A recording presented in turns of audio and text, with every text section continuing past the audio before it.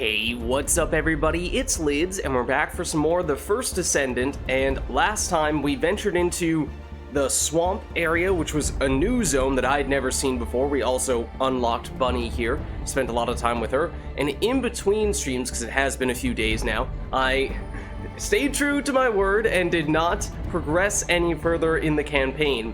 However, I did spend a little bit of time grinding up getting levels on both Bunny and also Viessa. They are both up at 40, which is the level cap. So today we will be starting a new character, because one of the other things that I did was I was wrong in one of the things that I had said a few times, I think in passing during our past couple of sessions, in that it is possible to get the rewards from a quest multiple times. If you just repeat the quest over and over again, you can get a whole bunch of rewards from doing that. And there are several quests that we had already completed that had some really good rewards that only had a 20% chance, or sometimes even far less than that, of dropping. But by doing those a few times in between streams, I was able to farm up the materials for a new character that we've yet to play. So that's going to be one of the main things we're looking at doing, in addition to trying out another one of the new areas. So let's jump in.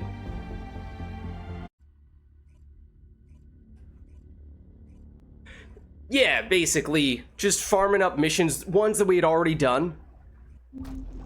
Mostly for getting some of those high-value crafting materials. So I got all the stuff we need for one of the characters, and I started the research for it, because it takes, in that case, it was something like 16 hours for the craft to complete. So I started that craft a while ago, and it should be ready to cash in now. There are a few other things that I got closer to completing, because I got several of the components, but I didn't get all of them, so that might not be something that we do today, but sometime in the future, I suppose it could be something in between streams, but I might go back and try to get the last one or two pieces for some of the other valuable things. Oh, take a look here. What So it is Freyna, who is a character who we got one or two of the materials to craft her in our previous session, but we had already done all the quests that dropped those materials. It was just a matter of farming them a little bit more. So that's one of the main things that I did, and we can unlock her right now.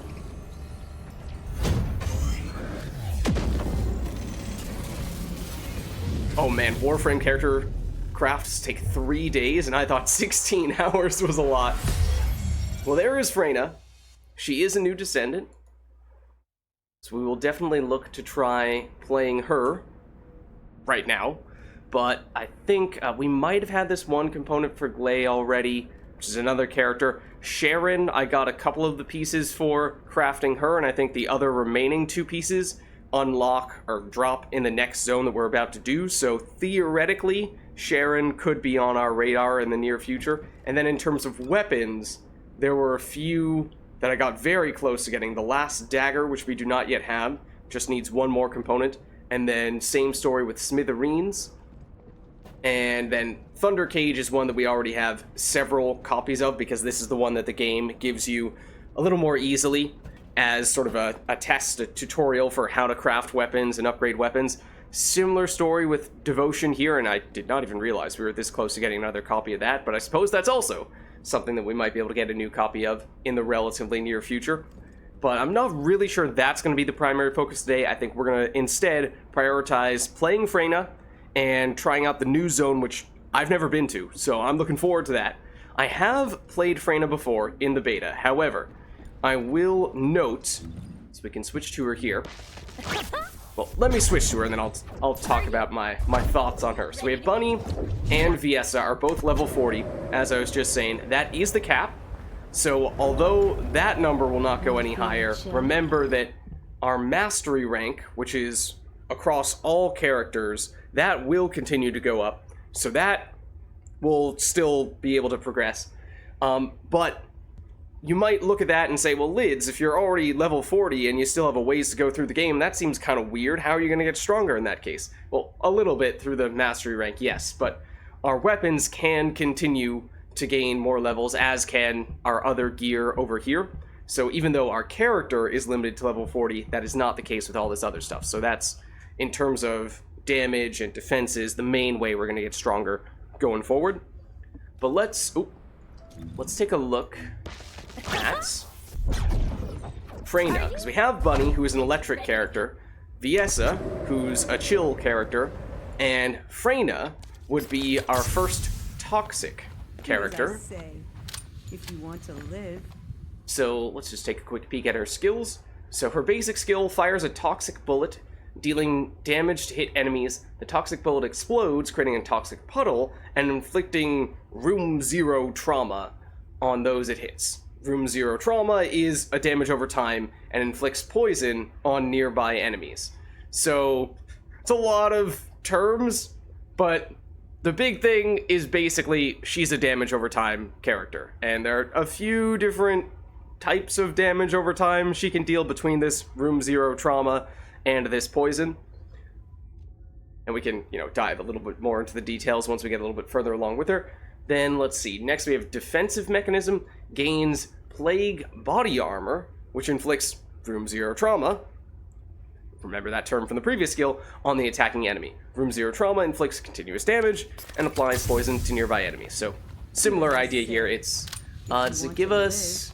Yeah, it gives us a percentage increase in our defense, just 5% for 10 seconds, but that may get stronger as time goes on, and then it deals a little bit of damage over time. Just a little bit of mixture between an offensive and a defensive skill. Then we have Putrid Venom, which throws poison to create a toxic swamp. Enemies that touch the toxic swamp take continuous damage and are inflicted by poison and venom soaked. Enemies with venom soaked leave toxic footprints as they move. Enemies who touch the toxic footprints are inflicted with poison. So again, just different ways to deal that damage over time, and in this case it's a larger area of effect, and some potential for that area of effect to spread. And then her big, ultimate, quote-unquote, skill, at least the one with the longest cooldown, is this Venom Baptism. Equip a unique weapon, or it's a weapon, quote-unquote, that only comes from this skill. Unequipped after all bullets are consumed or after a certain period of time has passed. Enemies hit by this weapon, by the bullets from this weapon, are inflicted with room 0 trauma. Room 0 trauma deals continuous damage and inflicts poison on nearby enemies. So it's all about damage over time. All about damage over time. Now, as for my previous experience with Freyna from my time playing the betas for this game, I will admit, she is a character that I never really got a well-optimized build for. That may just be, she was, I imagine, one of the earlier characters that I unlocked, and so I was a little bit less experienced when I was playing her. My gear was probably a little bit worse, and so I didn't have as good an idea of what I was trying to do. But that is to say, I was not the biggest fan of her during the beta. Now, I imagine a lot of that was just me playing her suboptimally, but for that reason, I am very curious to see how we do with her today and in the future. Can we correct our previous mistakes and find that she is actually a very solid character, or is she gonna kind of just not feel like someone who's a good fit for me? So, jury's out, at least for me. I do have high hopes that we'll be able to do better than I did in the beta, though, because as I said, I think a lot of that was just lack of experience. So we will still have access to the same weapons. So although we are level 1, and therefore our more defensive stats like defense, shield, and HP, and mana are all relatively low, we do still have a lot of firepower, and we do still have the defensive bonuses from all of our gear over here as well. So for that reason, we might, before we jump into the new area, go for a little bit of a power leveling move here. Because if we were to go to the Echo Swamp, which is the previous place where we just were, we could try out the Defend Albion resource mission here, which I admittedly do not remember whether we did this on stream or not. There's a lower level version of this in the very first zone that we might have done. This was, in the beta, leaps and bounds, far and away, the best possible thing you could do for grinding. It was not even close, so I spent a ridiculous amount of time in the beta doing just this type of mission over and over and over again. So part of it might just be my memory getting a little bit blurred there because it feels so familiar to me. But this is, of course, a zone that did not exist in the beta, so from that standpoint, it is new. And it is still extremely good for getting XP and for getting gold. However, it no longer drops Kuiper shards, which is the stuff you use for upgrading your modules, and it no longer drops any gear or weapons whatsoever. It used to do all of those things, so it was the best for all of those things, which understandably led them to nerf it a bit going into the full release, which, you know, is probably for the best, but still a little bit disappointing because it was a lot of fun. It was very effective. Yeah, basically we have what I think it's 3 different types of damage over time with her. The main one is that room 0 trauma. But let's jump in. Now we are level 1, which actually means we only have access to that very first skill, because we don't unlock those later ones until we become a little bit stronger. And then even then, it's only the very first version of that skill, and as we level up even further, we'll get stronger versions, which I think are basically just higher numbers for all the damage calculations at that point. They're mechanically still the same. But okay, so the tricky thing here is that, so again, I don't remember exactly whether we had done this in a previous session or not, but we have to defend one of those objects that can take damage, and it has a shield bar that can regenerate. This is the thing we have to defend. It has a shield bar that can regenerate if it doesn't take damage for a while. But then once that goes down, it has a health bar, and damage to that is permanent. We'll have waves of enemies that will spawn pretty consistently, and we need to stop them before they get to this, or at least before they destroy that.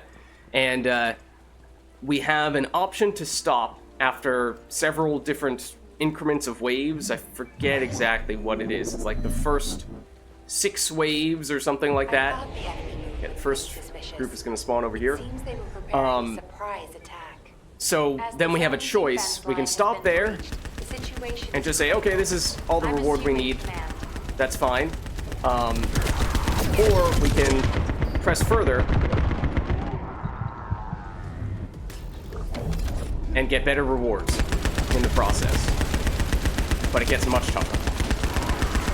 Okay, so we are very squishy at the very beginning. We got hit once and almost died. But you can see we got a level almost immediately because the XP from this type of mission is fantastic. But we are, once again, almost dead because we got hit. So, please stay away.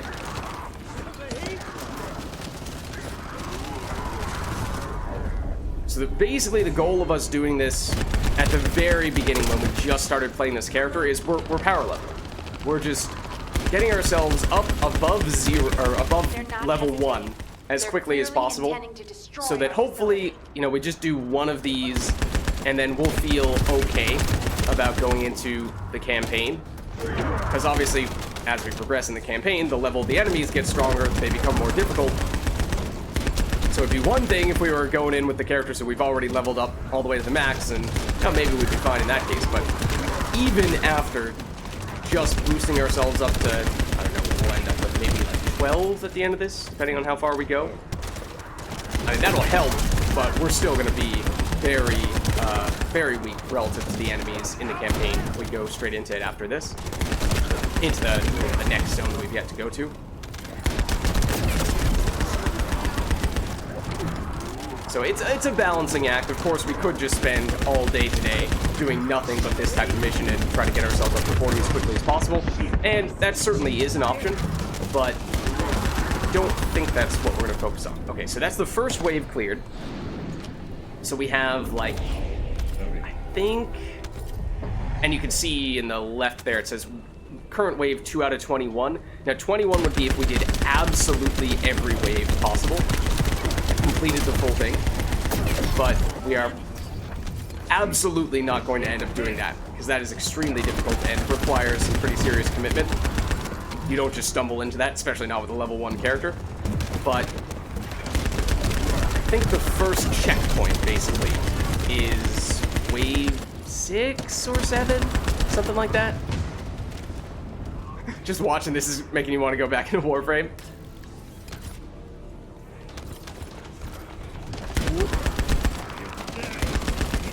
So yeah, the enemy level, I think, is going up.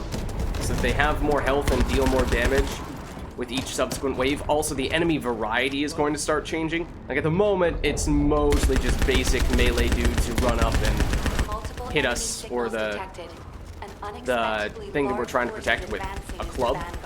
But as time goes on, we're going to see more dudes with guns and other types of special abilities that are going to make it more difficult. In addition to just having higher base health and damage. You can see things that look like spaceships like that. That's where the enemies are spawning in. So that's technically how you know where exactly they're coming from. Although, obviously, that's not always the primary focus.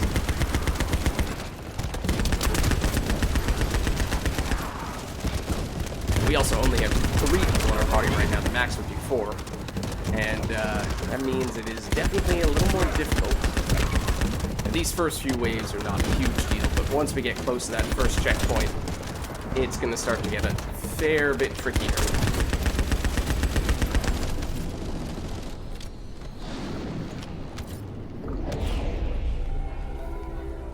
You see, there isn't a lot of time in between waves either. Now we see that is over here, which means the first group is going to spawn on this side. We've seen some of these guys explode on death, like that guy. Some immunity dudes. This guy, we can only damage to hit him directly in the head, which is proving kind of difficult from this range. Oh, oh dear. That explodey dude hit us, and we are dead.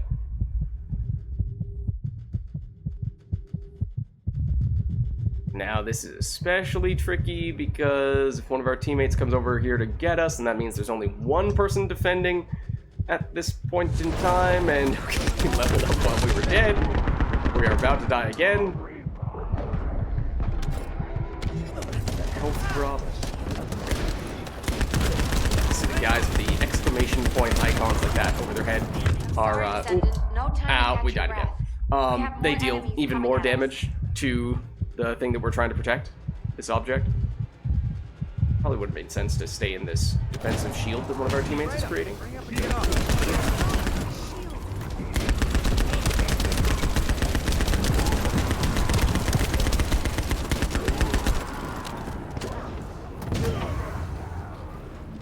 And the thing that determines when the enemies stop coming in a wave is the timer you see at the top of the screen. We have a little under 30 seconds left in this wave.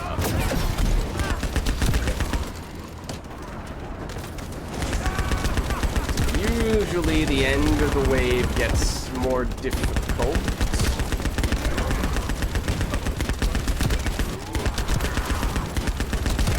But yeah, that fire is one of our teammates creating that fire on the ground. So I was, for a second there, like, oh, I don't know if I want to be standing here. Am I taking some damage? Yeah, we should be... Little, lag spike there, I guess.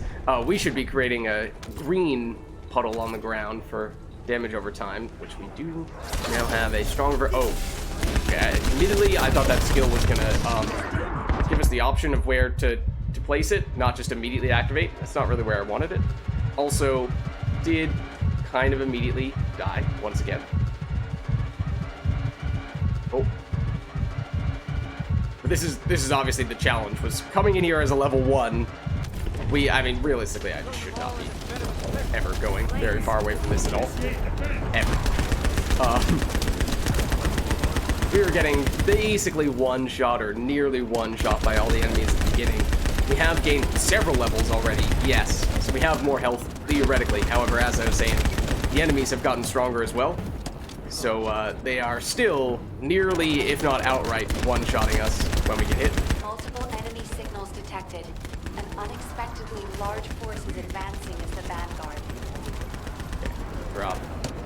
Well, let's drop this. Now that I know it goes right where we put it, we'll aim it directly in front of the device. Granted, that might have been too close to the device. Oh, there are enemies behind us. That's not great. What if we do this? This is our ultimate, which turns our weapon into a damage over time weapon. And it has a set number of bullets or either that or a duration. I'm assuming we used all the bullets in it. Probably what made it expire there, but I think it basically did its job. And though... Okay, hold on. Use this. Though we are low level, our skill damage is actually still pretty solid because the base damage of our skills is not based on our level. It's based on our reactor, one of our pieces of gear. And we still have the same type of reactor we had before with our other characters. So technically it's not optimized for this character. I think it's mostly optimized for Bunny. So it's probably giving bonus electric damage, not bonus toxic damage. Okay, I'm going to resist the urge to run out there and fight all the enemies and instead stay in this circle after picking up a little bit of money, at least.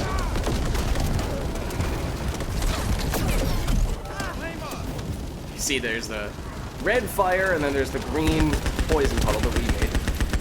Oh, we just got a... Oh, that's actually... Okay. We got a drop, which made me wonder, okay, did we actually get a drop build or something from this when I thought that was not possible? It's a... I don't know what to technically call it, other than a bounty, more or less, that you can turn in to give you a little bit of extra gold. I don't really know what determines when you get them. Theoretically, it comes from defeating a specific type of enemy, but They're not hesitating. it's more so just a thing that kind of happens, and every once in a while you realize, oh, wait, I have several of these in my inventory. I guess I can turn them in now. And they're not even in your main inventory. They're like in some weird category that can be hard to find. I'm not even sure I can find them without digging around a bit. So, hence why they're not usually a thing that you are focusing that much on. And it's not like they're a huge amount of gold either, I don't think. I think it was something like, at least the ones that I had cashed in before were something like 10,000 gold apiece. And that's the equivalent of about 5 or 6 gold drops on the ground just from enemies going down. Oh, that's not a teammate. I assumed that it was. I was standing right next to them that entire time, and they were absolutely attacking the device. Also, the device is currently shieldless. Okay, but wait, who's over? Like, ready? 2,000 gold or more apiece. I'm pretty sure we just picked up more than 10,000 gold. At this point, we absolutely have. If anything, we've picked up closer to 20,000. So that's why one individual little piece. This is the ultimate, which admittedly was poorly timed because it was right as enemies with shields were showing up. And, you know, they can block that move. So presumably, if they step in our poison puddle, they will take damage from our poison puddle, regardless of whether they're holding a shield.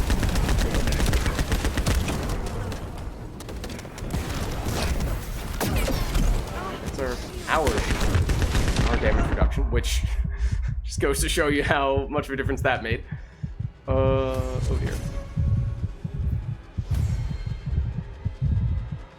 And then, for good measure, from that level that we just got, I don't think they can afford to revive us right now because they need to be attacking all the enemies that are right on top of the object. That's not... It's not... Oh, okay, I mean, if you want to, you can. Yeah, we have a set number of deaths we can have as a team. That was counted as a death because we did not get revived. So we have 7 left. That's not the real concern here. I think the real concern is more so this object running out of health. We did get shields back on it, but those shields are almost down now.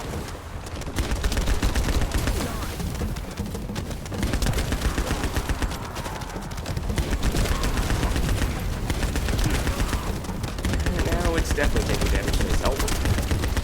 These guys, the predators, are pretty nasty. Just a lot of stuff now. A variety of different abilities shooting at us. And the device we were trying to protect. Okay. Oh. we almost died. We did die after the wave was over. Wonderful. Okay, but there you see, after this wave, we can get rewards. And they're all busy looting. Like, oh, wait, Vids is down. Okay, fair enough. But after this wave, we have a checkpoint. If we can complete this wave. That's going to be a little bit difficult, given where we stand right now. Uh-oh. Get in here. Good. Just wanted to drop a puddle. Poison puddle. So one other thing that admittedly I did not remember to do before we started this mission, which we absolutely should have done, was apply some modules, because we quite literally have 0 right now. We have equipment. We have equipment. Obviously weapons and defensive stuff, reactors, all that. But we do not have any modules. So we have no passive abilities, at least on our character. Our weapons technically still do not. Multiple enemy signals detected. An unexpectedly large force is advancing as the vanguard. Basically just need to last through this wave for another 50 seconds.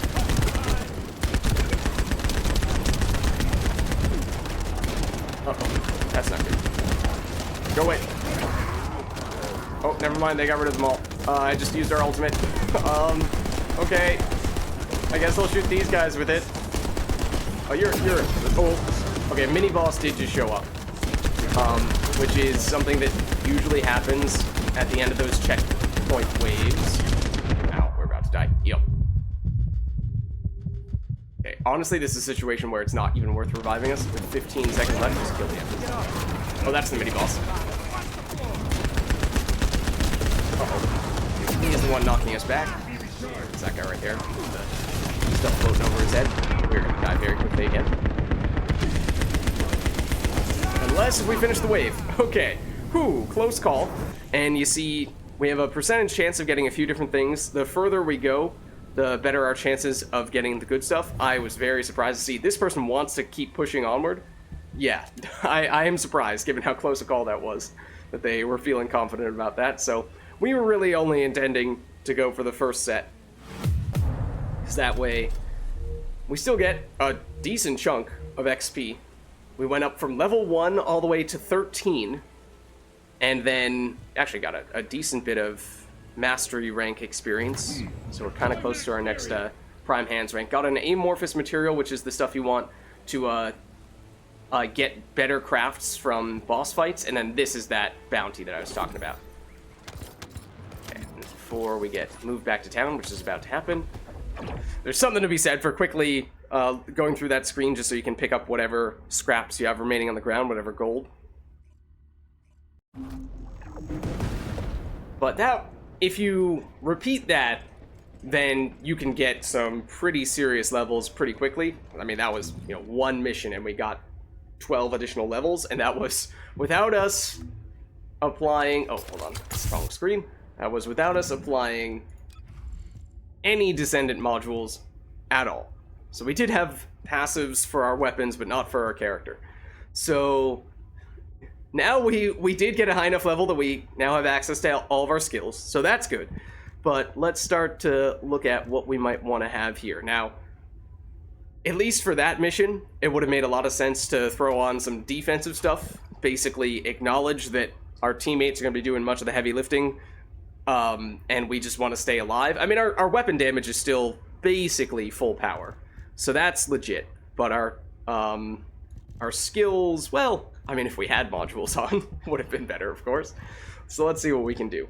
We have nimble fingers. I can't remember if I actually upgraded any of these things in between streams. I might have a little bit. I think I definitely did with the shock punch. But that's more of a, just for the sake of creating additional module capacity for all of our characters. Doesn't really directly affect much.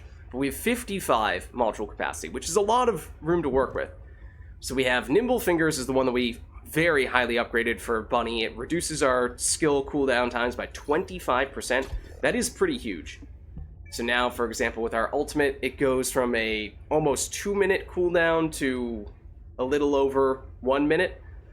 So that's good. And, the smaller stuff like our basic skill, 8-second cooldown, that's quite quick. In fact, the duration is 5 seconds, or 5 seconds for one of those things, 6 seconds for another one of the damage over times. So, really good uptime on that. Then we did upgrade Strong Mentality specifically for Bunny, because it does matter to reduce the mana cost for her abilities. I don't think that's going to be as big of a deal for Freyna, but as I was saying before, I think I'm not as sure how best to build her. Weighing the scales. Oh. This, I'm pretty sure, was a fairly recent addition, because I don't remember getting this, but that looks very good. Nice max shield, or at least for Bunny, it could be amazing. Reduce the skill cost while also gaining shields in the process. Again, not entirely sure that's something we need with Freyna, at least not so much on the skill cost side of things, but Toxic Master, giving us additional skill power and specifically toxic skill power when all of our skills have the toxic tag, is definitely something we'd like to have. And let's see, tech for the second label, tech for the second label, dimension, tech. Okay, so toxic and tech are the two things we care about most. So this definitely makes sense, and it does match with our glyph, our symbol over there. So we'll throw that on. So don't care about focus on chill. Fire Master, no.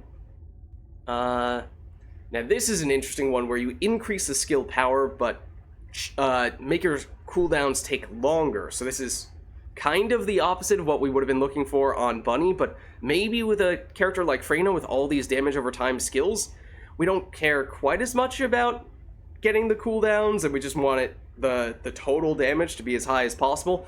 Obviously, Nimble Fingers is still really highly upgraded, so we'll take it where we can, but this might be a trade-off that we're more willing to make with Freyna than we were with Bunny, so I'm a little bit tempted to throw that on. Oh, except it... Okay, never mind. It has the same category, this battle category, as Toxic Master, so I think we'll stick with Toxic Master, because that's just very obviously a good fit for Freyna. Though perhaps in time we might want to make a switch like that. Okay.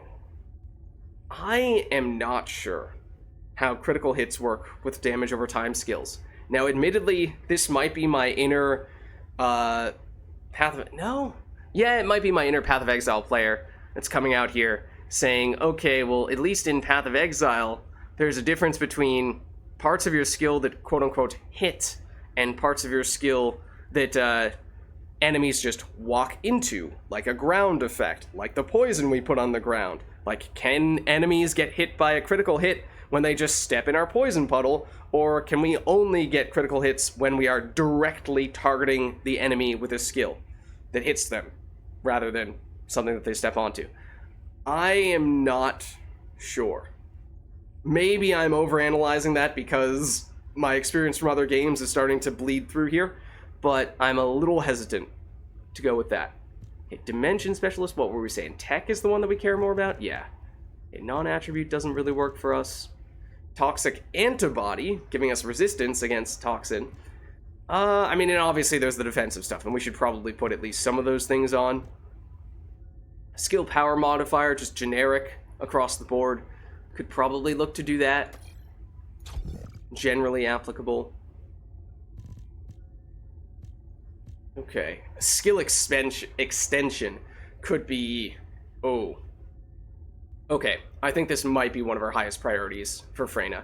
I would imagine a character that focuses highly on damage over time, we would want to make that damage over time last as long as possible, right? And those skills probably have a fairly long duration to begin with, so increasing that further, that we're just building off what is already a fairly big number, so it can make a pretty big difference.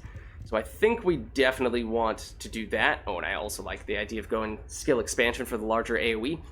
Big damage over time areas that last for a very long time. I think at a simple level, that makes sense to me. And then from there, I think we just fill out the rest with more defensive stuff. I mean, skill cost, again, I don't think that's a huge deal. Max MP, I don't know how big of a deal that's going to be for us. So I think we go for... I mean, this is not very highly upgraded, but we take 3% less damage and we recover HP more quickly. It's not as much of a, I guess, a little less of a direct defensive boost, at least compared to a pure defense number. And this still looks really good. We were saying before, for a character like Bunny, but maybe for us as well. Sure.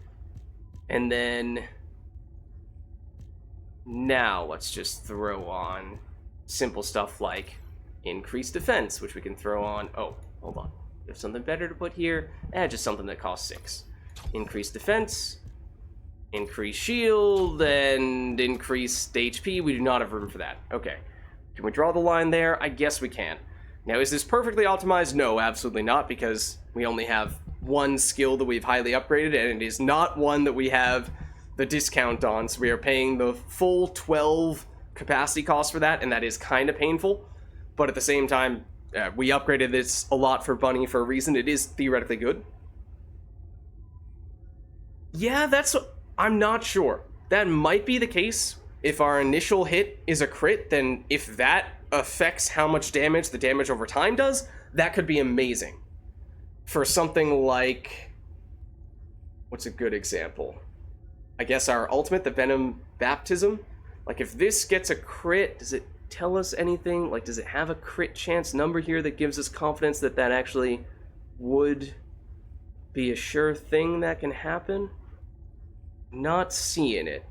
It's not to say it can't happen, but like, if the initial hit determines how much damage over time we get, and a crit on the initial hit means way more damage on the dot, that'd be amazing.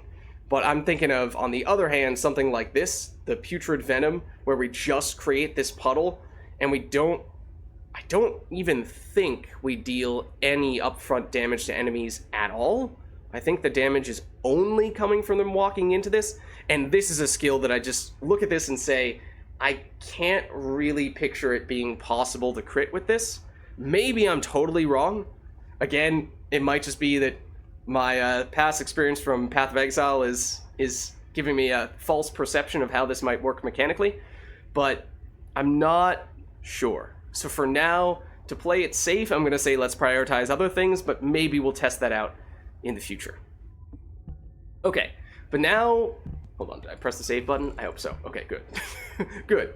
We do have a little bit of module capacity to spare, so we could upgrade some stuff here, but I think we might just stick with what we have for the moment, see how this feels, and if there's any glaring weaknesses that we need to fill up, then we can switch around some modules, and then we'll have a better sense of what actually makes sense to upgrade.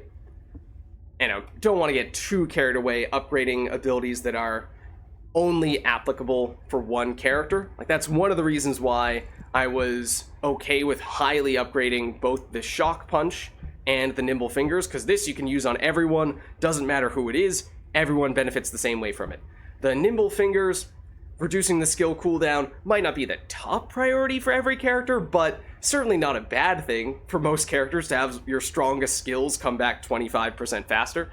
So, but then you have things like, say, Toxic Master, for example. Might be great for Freyna, but only relevant for characters like her who have toxic abilities, and for Viessa and for Bunny, it does nothing at all. Or, technically it still has that basic skill power, but the toxic skill power bonus is not doing you any good, and at that point, you might as well be using something else entirely. Because it's just not an efficient use of your module capacity.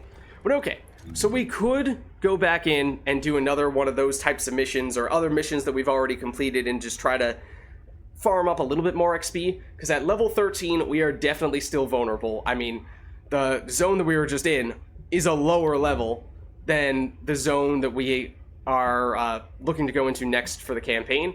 44, in this case, versus the previous place where we were is a little misleading, because it starts off a little bit lower and then it gets higher over time.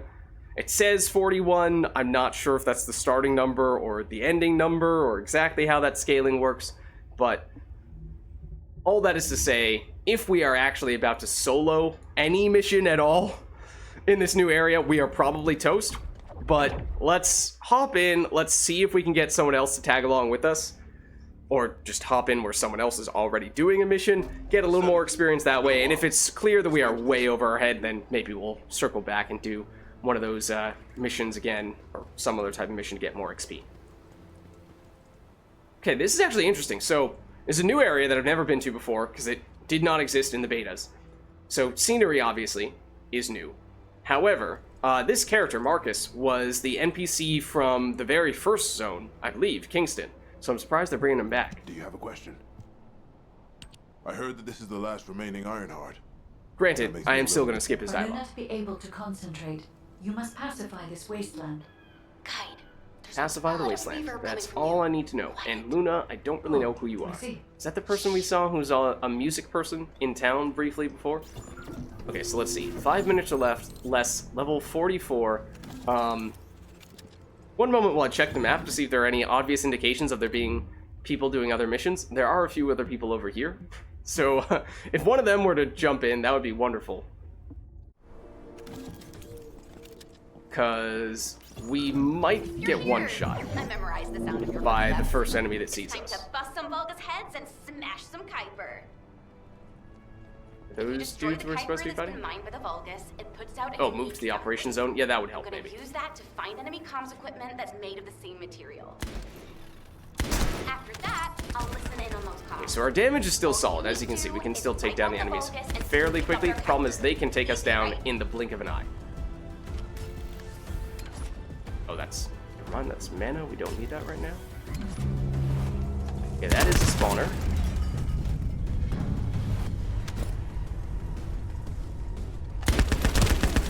I don't like the ranged enemies.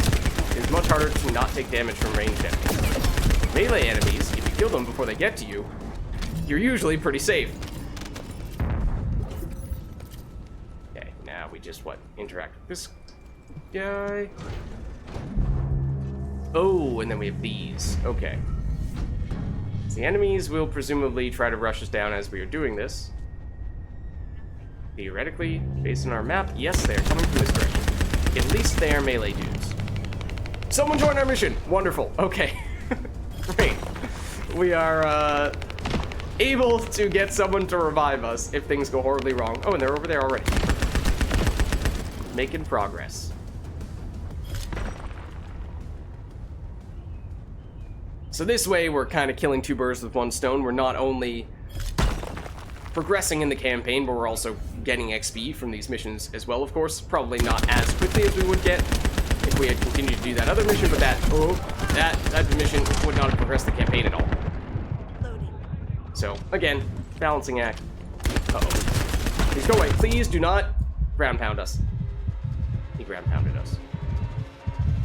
Maybe if I pick up the health on the ground, that will help. Now if they leave before that timer is done, they will lose all progress on that, so I'm guessing they're at least trying to do that.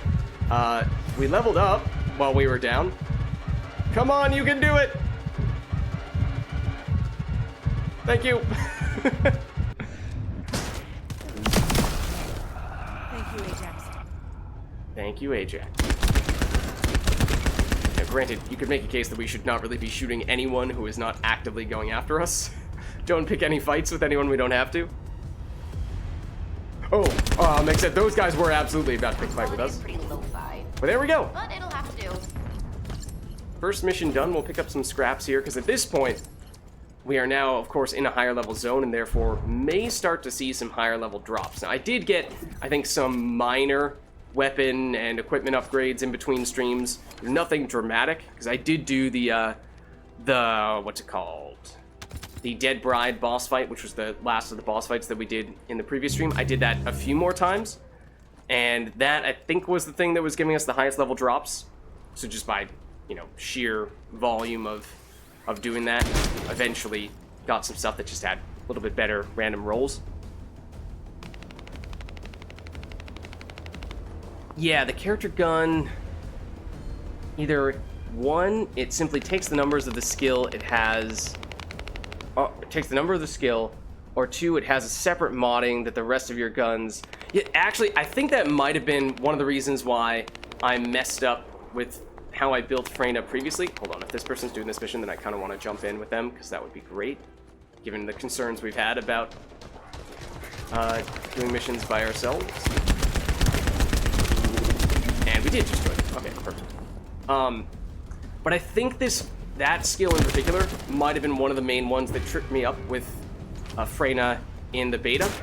I think, now this might have been changed mechanically, but I thought I remembered somebody saying that unlike the other skills, where for the most part, the base damage is determined by your reactor, one of your pieces of equipment, regardless of what skill you have. I mean, the skills have different multipliers, so, you know, it's all based off of the reactor, but the reactor is sort of the thing that is determining, yeah, it's the base number. So it is the source of most of the damage. I think, at least in the beta, that was not the case for Freyna's ultimate skill. I think it was based on the damage of your weapon.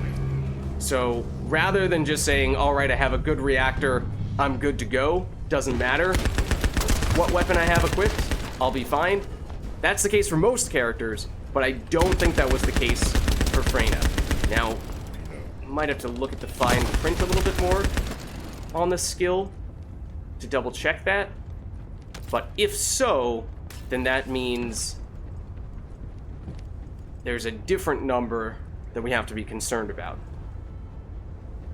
Because I think the deal there... Oh, and what's up, Straw Tuna? It is fun. It's a lot of fun. It's the First Descendant. It's, a lot of people have compared it to Warframe. I have not played Warframe, but just from the sheer number of people who have said that, I think there's presumably some merit to that comparison. Admittedly, right now, we are pretty much just shooting stuff. We do have other skills, but we are a low-level character in a high-level zone, so we are playing it very safe right now. We are trying to figure out how best to set up this character, because although I played in a beta, actually, technically, a couple of betas for this game a while back, the full release only happened somewhat recently. So we only recently unlocked this character. My experience with this character from the beta, I didn't really get a good sense how to set her up. So trying to remember how I messed up in the past and avoid making similar mistakes here. But there's a chance that she's just been reworked. Those skills have been restructured. But I think one of the things, and this is dangerous. Let me just preface this by saying this. This is based off of distant memory of something that I did not fully understand at the time. So take this with a huge spoonful of salt. Far more than just a grain. But as I said, I think some of Freyna's skills were based on weapon damage rather than based on just reactor damage. So your weapon matters, but it was not just a matter of, okay, what is your weapon DPS? It was a matter of how much damage does your weapon have with a single shot? That's significant. Ow, because we almost died at the very end of the mission. In fact, we might still die at the end of the mission. That looks like some good stuff that just dropped there. But what that means is, rather than just focusing on damage per second, if what you actually care about is damage per shot, that means not only do you want a powerful weapon, you specifically want a powerful weapon that shoots slower but hits harder with an individual hit. So like a sniper rifle, for example, rather than a machine gun, which is what we're currently using. Okay, there is someone who's currently redoing the mission that we completed just before this. Okay, the person we were just with is also rerunning this one. So I am going to do it in large part just because this should also be decent XP for us. And we could use all the XP and all the relatively high-level loot we can get at this stage as well.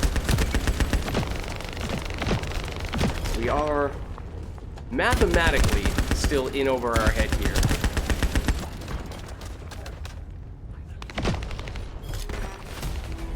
So to the extent that we can, every once in a while take it a little bit slow, make sure that we get more XP and gear and all that stuff, the better, probably.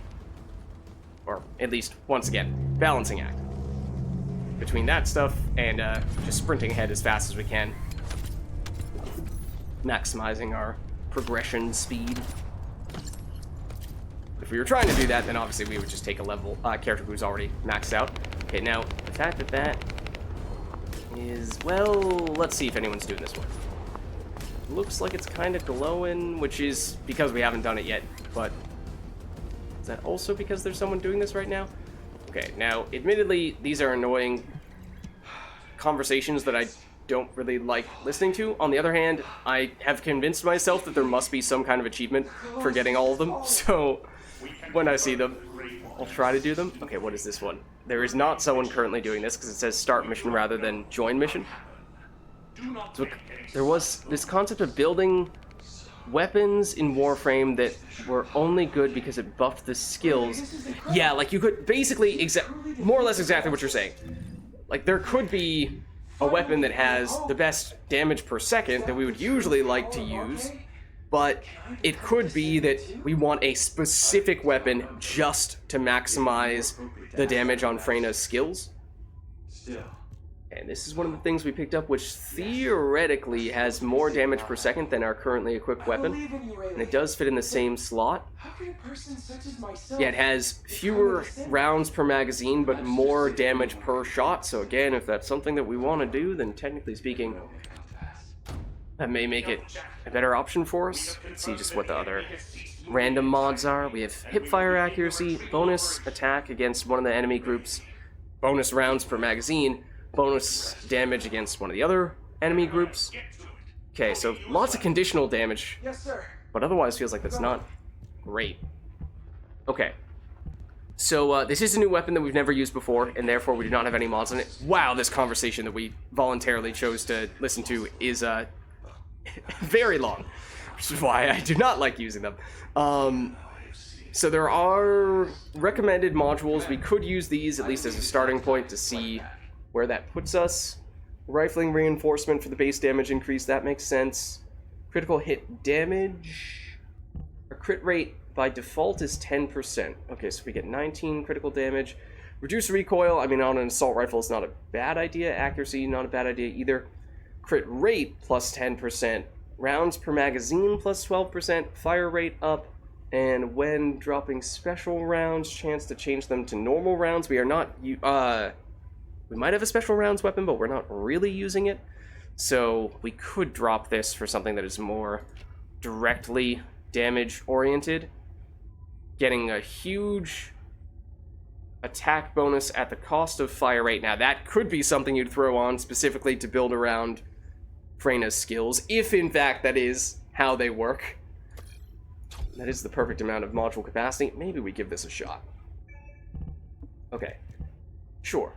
Yeah, because I threw on this, which is one of the ultimate weapons in our secondary slot, and basically this was just to start farming up some weapon proficiency, not really with the intention of using it when it's just level 1, but it's for preparing for future crafting, which is also something that I did on the Thunder Cage. Despite not really using it, I did get it up to the max proficiency, which is 40, which will allow us to craft some stuff with this relatively soon, theoretically. Okay, let's also take a quick peek over here. Now, technically, because we have toxic skills with Freyna, that means that if we were to get a green reactor, which is the one that does toxic boosts, then that would be especially effective. Oh, we did just switch our type of weapon, which means we no longer have the bonus on our current reactor, I think, which is why the damage boost on this is higher, or the total damage on this is higher, because we do have the matching weapon type. Okay, so technically speaking, since switching weapons, that has become the most efficient option. This is probably still the best one for Bunny, though, at the very least, so I kind of would like to still keep this. Ideally, we remember not to scrap it. And I might have switched around some of this stuff as well. I'm not going to focus too much on that here, because I don't think that's going to make a huge difference at this stage. Let's get back into the action. Oh, and I do notice one of those crafting materials, or one of those potential rewards, is a crafting material for one of the ultimate weapons. Guarded while the enemy extracts the data. And the interior is very That's a small, random so group be of enemies, careful. I think. Alright, so I'm already noticing this weapon, it definitely has better accuracy than the one we were using before. Yuck, that voice is horrible. Who is that guy? Was I supposed to go around the other way? I kind of just assumed we were going around this way. Hold on a second. Can we see if I look here?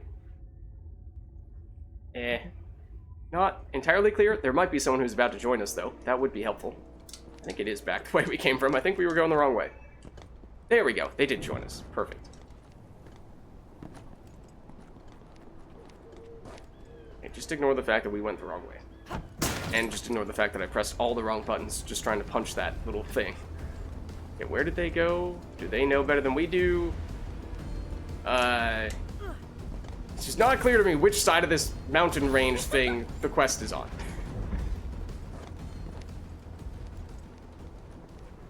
This is definitely going further away, but can we loop around, or were we supposed to go the other way?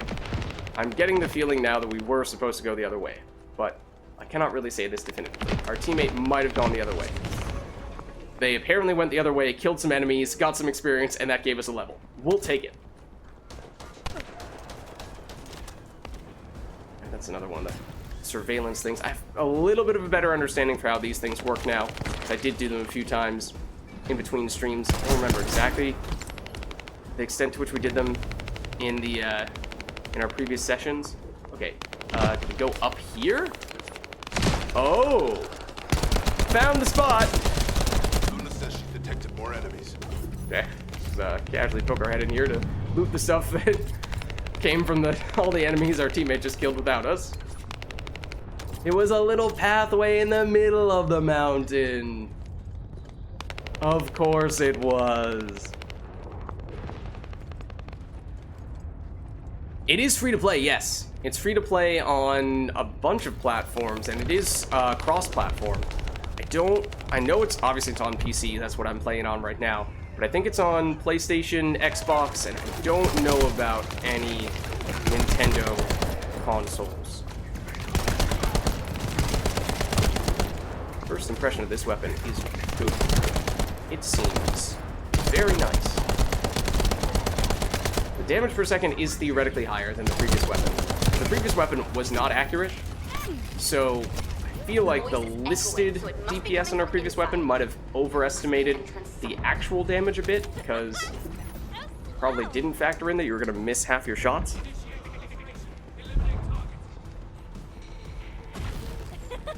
Oh, it's another little...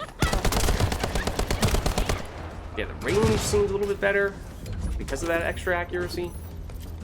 Also, technically speaking, the previous weapon that we were using came with a movement speed penalty because it was a big machine gun, whereas this is just an assault rifle.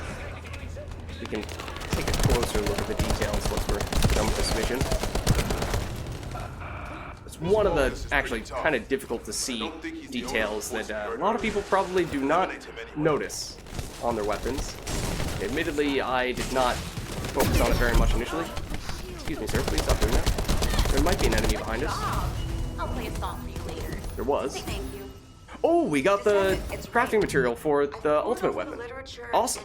Okay, in the past, from quests that I was farming before, that was usually about a 20% chance to drop. So it's not like that was ridiculously lucky, but we'll take it. I said it would be indoors, didn't I? You never said it would be There's a underground. chance that was the last one we needed. I didn't Anyway, catch just which of the sent ultimate the weapons it coordinates. was for, Go but check it out. the non-zero chance. Let's just see where this is taking us. Pretty sure this is going to be, yeah, the last sort of dungeon-ish area of this zone. This is the reconnaissance mission, so those little computers that I was typing on that said, you know, this has increased the infiltration time, it basically allows you to go to these missions. And we could potentially do that. They are optional. So you could completely... Oh, I did not mean to press that. You could completely ignore them. And they're a little bit trickier to activate. Because... Oh, that is the wrong zone, isn't it? They're a little trickier to activate because they require that other interaction.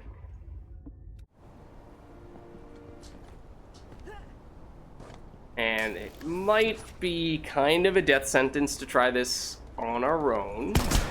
Oh, I'm sort of hoping we happen to find someone else in the area who happens to tag along with us. I'm not as concerned about the dungeon that we're potentially about to go into for the main quest, because those pretty much guarantee that you're gonna join a full party.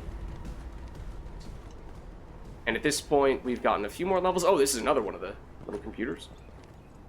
So this is the computer thing, and this is the thing that it sets up. So we interact with it. it increases the amount of time you have to complete these types of missions. Because once we do this, as we now see, we have what is a 4-minute timer to destroy these 4 objects, which, admittedly on a different character, would probably be a lot easier. But I decided, perhaps foolhardily, although knowingly, oh, it just immediately fails as soon as you go down? Okay, I did not realize that. I thought we were at the very least going to get another, chance. Technically, I guess we can try again immediately. You did see how quickly we went down, though, and we are about to go down again. That was very disorienting. Okay, that's one of the 3 spots down. We have 2 more that we need to destroy, though, and we're about to die again. So... oh. Hold on. Will it save our progress here? Is this actually possible? This might actually be saving... okay, we have 3 fails left. Use our ultimate. Oh, okay, no, it did not save the progress. We'll use our ultimate here as well. That's 2 of them down. No! Okay, technically, we destroyed the 3 objects, except we also need to kill all the enemies. Which is difficult to do right now. Oh, no, no! Don't step out the zone! Did I step out the zone? Did it just restart? We got a teammate! We got the guy who was with us before! Save us! Save us! We technically did the hard part, kind of, sort of.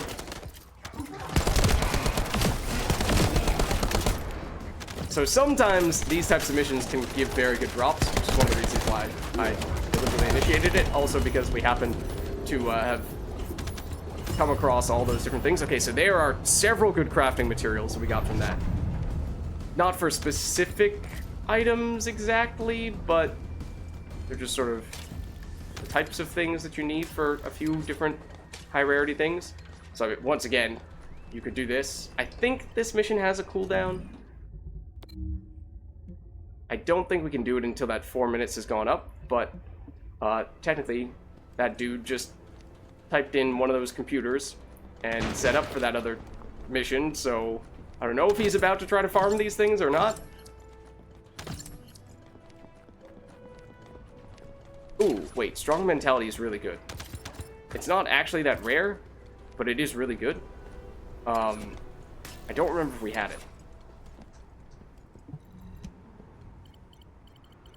I think it's, what, reduced skill cost? Is it one of those? In which case, for Bunny in particular, it's something we would really like to have. Definitely had something that reduced the skill cost, though. Just don't remember if that was it. Okay.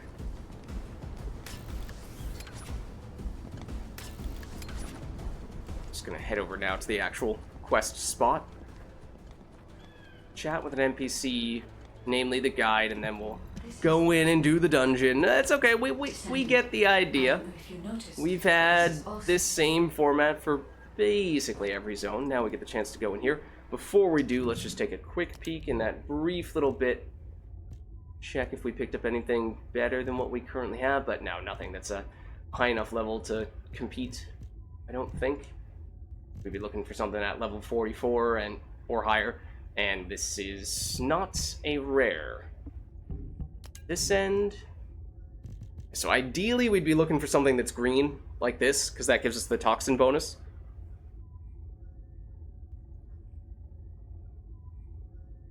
Let's see, Did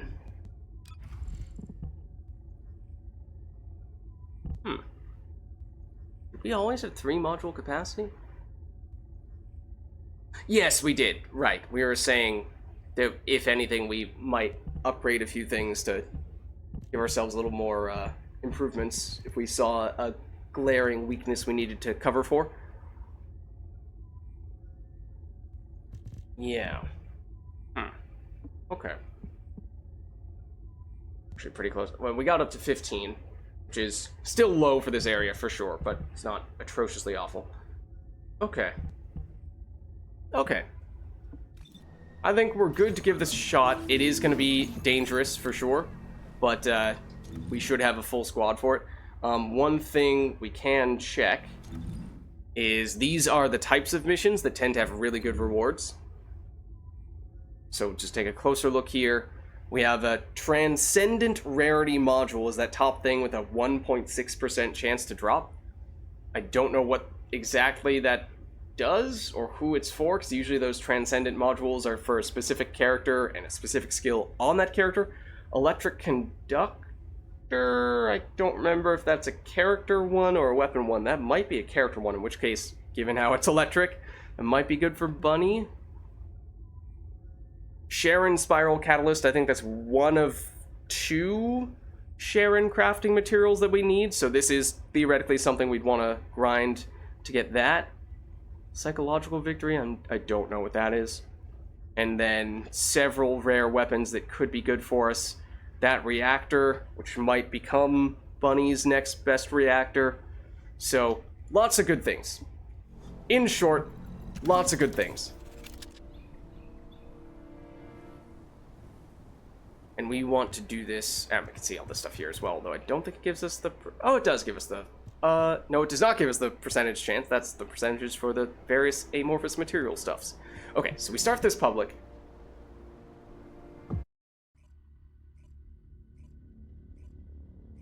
Should give us a full team, or nearly a full team. And we'll have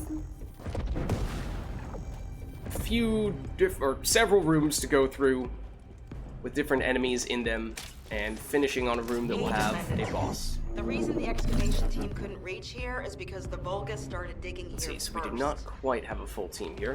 And Ace told me that they brought the Now we magisters do. here, the ones who didn't escape, and forced them to Now, work. granted, if they speed ahead and take out all the enemies before we even get there, that might honestly not be the worst thing in the world. The magisters were brought here you for are still forced alive. labor might have found some information. At They couldn't least have solved the code. there's a Viessa who Actually, has an extra probably movement speed pretended skill. not to know the code. Ajax, I don't She think said that we have does, to hurry up but with that is to say, we do not have anything that increases our movement speed, so if somebody wants to speed ahead of us, they very well may be able to. Level. Imagine we would get several levels from this. Whoa, I did not realize it was that big of a drop-off. They must not have considered the possibility that we would appear so soon. And as their time is limited, they must be attempting to extract all of the ancestors. But ooh, that was weird. Almost anything that drops here has the potential to be an upgrade for us, though. That is exciting from that standpoint as well. If you defeat them, I can access its memory and communications history data. Oh, that's the strong dude. The strong dude is dead. And drops some nifty crafting stuff. I've analyzed Not for a the data specific item, obtained but from the enemy. once again, just Most high-level frequently mentioned words raw are resources. Seal, red sphere shell component, and conflict. I have assessed the shell analysis data. The shell is composed of a similar material to the links surrounding the ironheart. Combining all of the data, I believe we can conclude that the ancestors inserted the ironheart into the red sphere. Admittedly, I don't know what these do, but I assume they deal damage to us.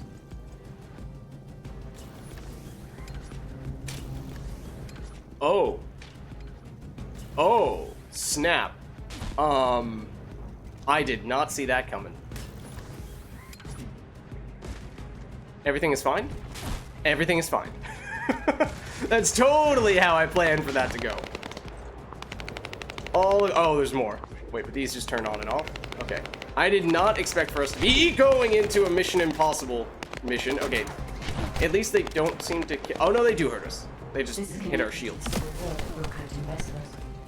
So they didn't murder us. The ironheart inside the red What the sphere heck? because Why? they felt that a simple vault It couldn't varies hold in how long it's open for? Okay. I I cannot don't figure out really the get why exact steps they took. there's a long time period for us to go through at one point, and then Was there's that the almost no sealing was time before. successful?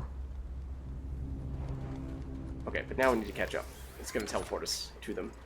Oh well. This is the part where we have the actual boss who's going to show up. The Vulgis Legion is the apex Or at least, eventually will. I'm analyzing the data retrieved from the destroyed device. Keep by me some time. Shields are down. They need to be recharged. Take this.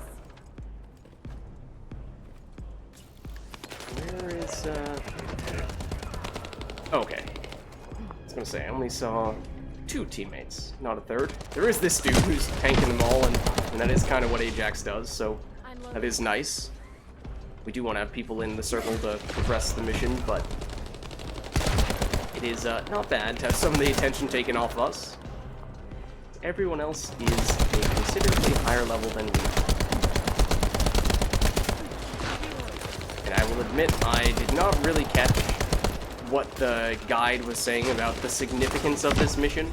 I'm assuming that, you know, there's a chance there'll be a cutscene at the end of this one. So I'm kind of hoping we can piece it together from that. If that is even the case.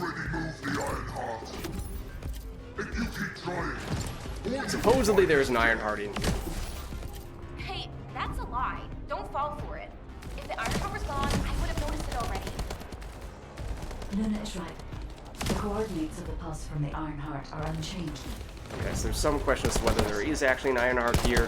They're trying to tell us that there isn't, but our teammates are saying, no, they're lying to us. I'm loading. Maybe that's all the context.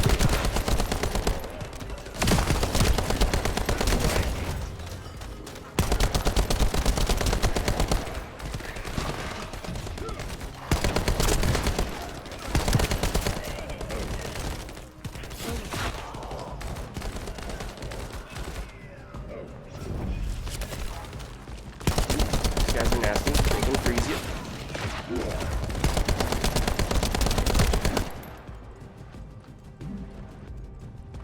Okay, done with that circle.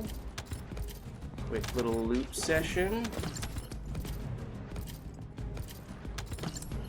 And be on our way. Fine. Freyna and I discovered a weird area of sound. It's filled with way too much noise, so we're not sure about it, but we're going there anyway. Alright, Luna. Almost went off the We're edge also there. trying to gather as much data as possible. Keep up the good work.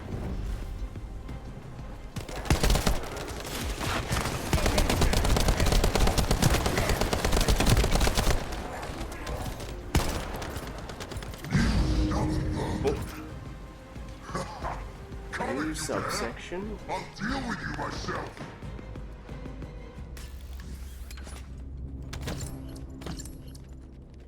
This is where the boss is going to be, I assume. Descendant, the equipment in the center is compressing the data from the ancestor devices already. Level again, nice. Decryption rate, 65%. Compressed data, 40%. I'm going to collect data from whichever device I can connect to first. I have no idea. Enemies are going to continue to spawn here. Well, the spawners are over there. Not right on top of us. Now they're right on top of us. As I just casually loot while all our teammates do the actual heavy lifting. We'll occasionally shoot the enemies when they show up right in front of us.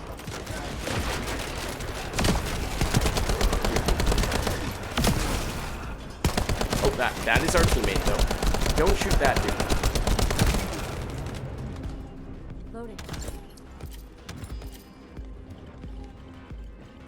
Okay, I assume the target is... Oh, okay, hold on. This is all because the ancestors dispersed the data. I did pick a bad place to stand on that occasion. Come to this.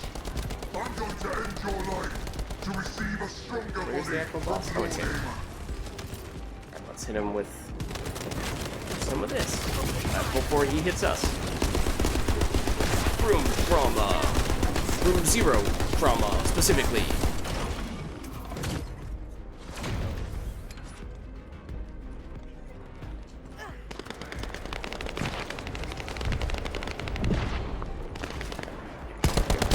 Those things get rid of his immunity? Oh, those things are enemies. They were just very stagnant. Made me think they were inanimate objects for a minute there.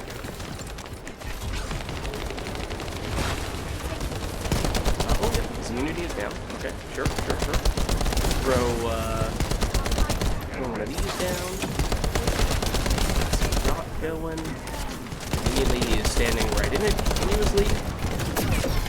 Oh, that's gonna hit the little spheres around. No, it's not spheres. Once again, it's enemies. They're giving him the immunity. Take that!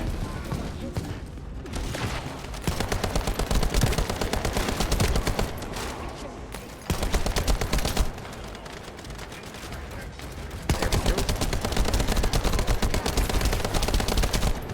Let's just throw this on while we're at it.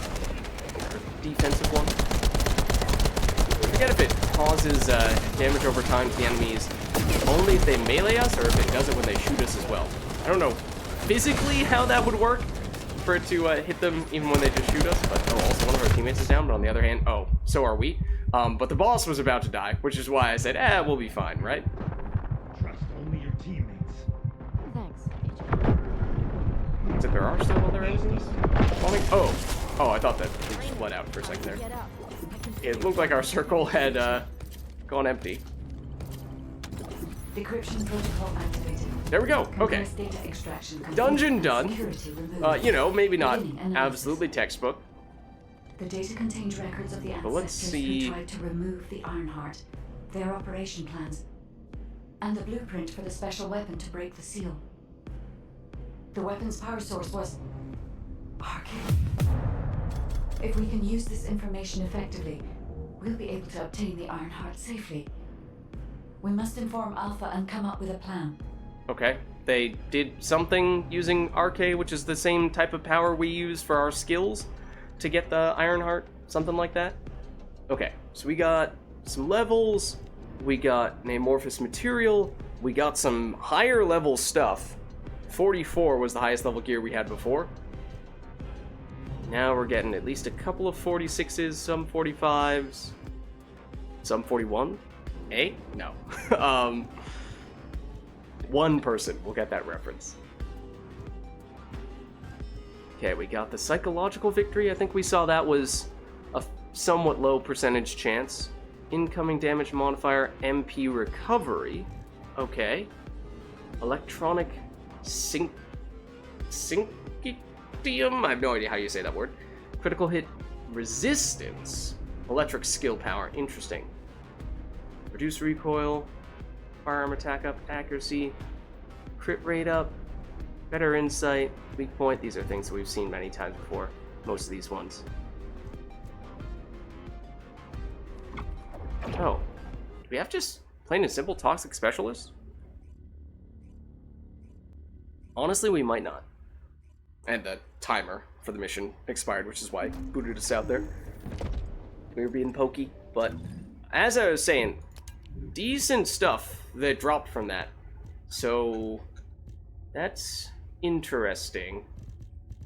Unfortunately, most of the weapons that dropped were high power round weapons, which is a little harder to just throw on, especially when our current high power round weapon is a shotgun that I like, and I'm not all that keen on swapping on a sniper rifle, although, as we were saying before, if the way that Freyna's ultimate ability works is that it's based on your weapon damage per shot, that firearm attack number, then sniper rifle might actually be the best way to optimize around it.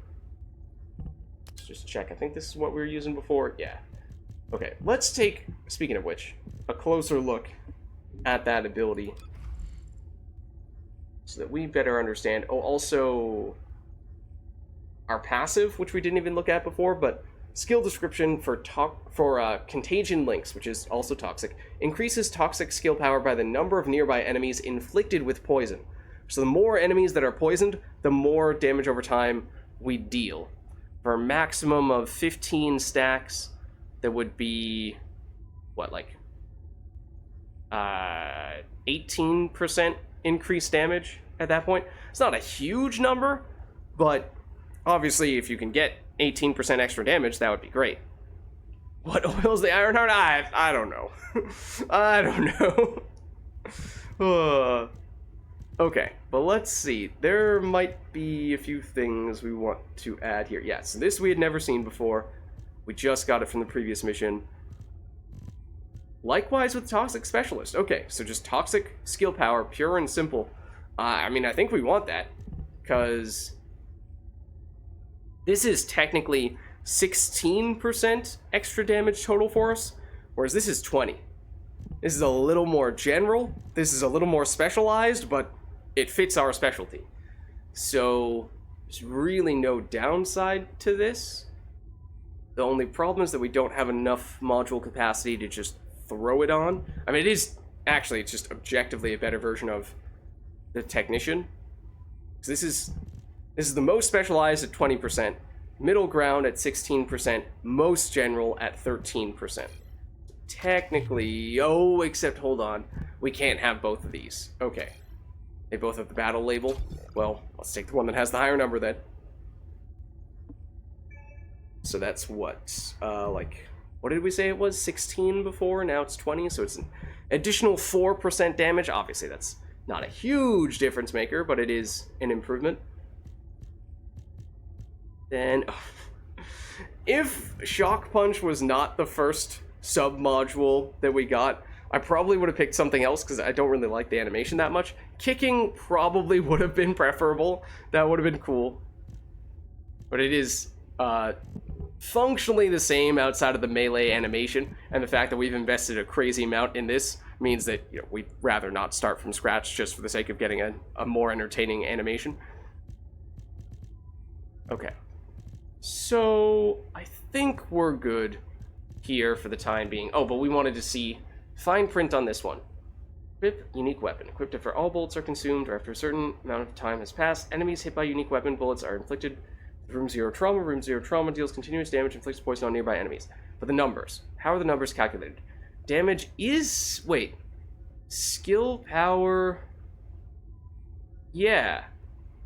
I think that's still just based on the reactor, not based on our weapon. I don't think I see anything to suggest our weapon is affecting the damage. It creates a new weapon, air quotes, but that weapon is still getting its damage from our reactor.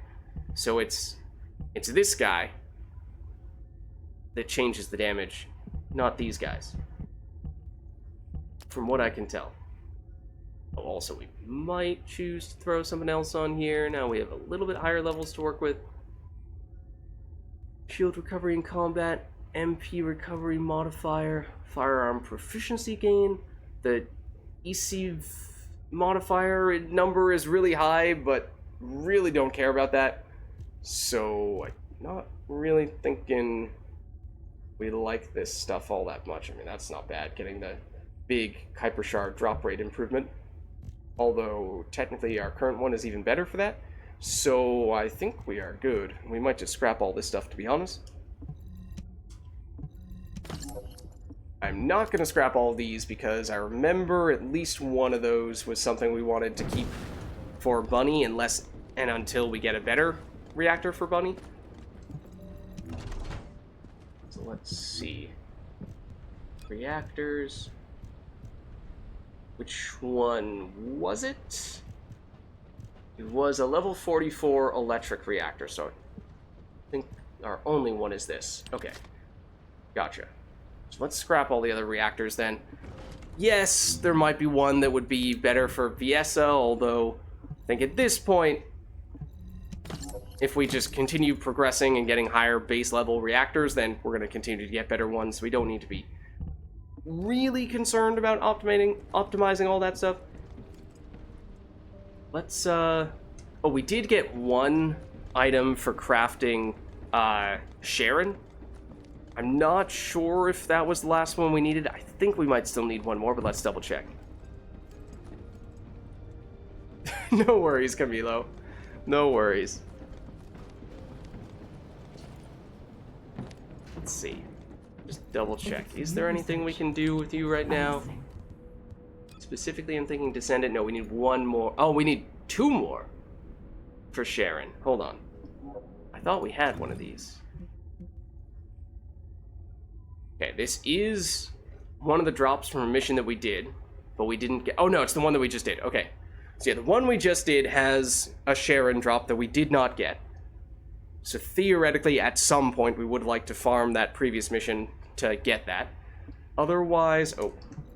Now what do you want? The other one for Go on, I'm Sharon waiting. is this, which comes from an area we do not yet have access to. Okay, so that's not an immediate concern in that case, but that is something we want to keep our eye on. Alright. And we should talk to Alpha, technically speaking, to progress and presumably unlock the next area in that zone. So why don't we do that now? There is actually one or two other things that I think we still want to do in town. The success of this operation will lead us to victory. More minor side questy things that that's another thing. I found I confirmed where you can actually find your list of quests, which seems like such a obvious thing, but it is surprisingly hidden. Welcome back. Is there anything you want to report? Yeah, that I'm going to skip your conversation. Are you I'm sorry. saying that this record... Alpha appears to be focused Okay, on new how to zone. use the ironheart. Unlocked. He doesn't seem to be concerned Good about stuff. how it came to be sealed away in the first place. Okay. But you see this... I Hold want to on. know why the ancestors concealed the ironheart. At the risk of conflict and separation, there must be a good reason. Alright, the ancestors apparently hid the ironheart. Hurry up. But, from this page, not from the inventory page, from the map page, you can go quests, and this is where you can see all the various stuffs. Okay, so main quest is Kyle's Purpose. Under Alpha's order, you must eliminate Vulgis with Kyle. Kyle clearly seems to have an ulterior motive. Okay, we don't really know enough about Kyle to say that one way or another, but I guess we'll take the game's word for it. Then, these are the other side quests that were fairly well hidden. So let's see, we have completed our research for Freyna, returned to the Descendant instructor to complete our training. Okay, well, I mean, that's... he's right here. So, sure, why not? Welcome, Descendant, hurry. Oh well. I guess we will still skip that conversation, because we weren't going to be able to follow it anyway. You were going to, speaking of hurrying, you were going to type that out far too quickly for us to read it. Okay, so that's done. But now if we go here, there is this thing that they were mentioning before that I was unfamiliar with. They might have added it just before the full game launched in the most recent of betas, but if so, then I didn't have time to check it out. So it's a laboratory, a state-of-the-art training facility to measure battle power. Checking your current battle power can be done quickly and easily using Albion's cutting-edge technology at the laboratory. Enter the laboratory with Sienna's permission. So gain access to it by talking to Sienna, and Sienna, I believe, is right here. So let's chat. Descendant. Manager of the laboratory that is directly operated by the Executive Corps. Laboratory runs on the battle data collected by Descendants, and only authorized Descendants may enter. Okay, let's do it. Let's see what this is. It sounds like some kind of testing area. Maybe where we can get an easier way to quantify how much damage we're dealing with our skills and weapons. Okay, you've entered the laboratory. That's the only thing I was able to read. Case in point for how that dude talks way too quickly.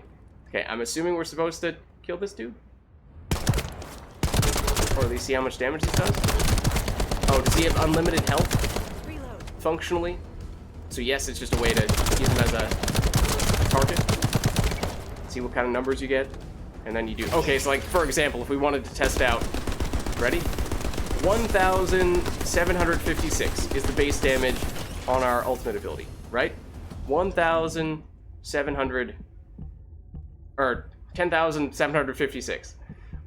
If we just switch weapons to our shotgun... Oh no, actually that's not a good idea. If we switch to... a weapon with higher damage per shot, like say a sniper rifle. Let's just... This looks like our highest base damage per shot weapon. We just throw this on, see if we get the same number. when we use it. Granted, it's currently on cooldown. Is there a way for us to get it off cooldown quickly? No? Okay, we're just gonna have to wait. Alright, for our skill that has the longest cooldown. Perfect. Alright. I didn't... Oh, well, it is a sniper rifle. But yeah, I didn't want to immediately test that anyway. It feels like maybe in Arena, you could have a way to have players get their skills off cooldown more quickly. Oh, maybe. Hold on. Laboratory controller. Laboratory settings. You can choose which faction of enemies you're dealing with. The level of the Vulgis, the number of Vulgis, the formation they're in, invincibility on, off. Okay, yep. Okay. So yeah, you have some tools to work with there to test things out. Okay, that's kind of cool. But now I want to see, does this deal more damage? Oh, that's the wrong skill. Hold on.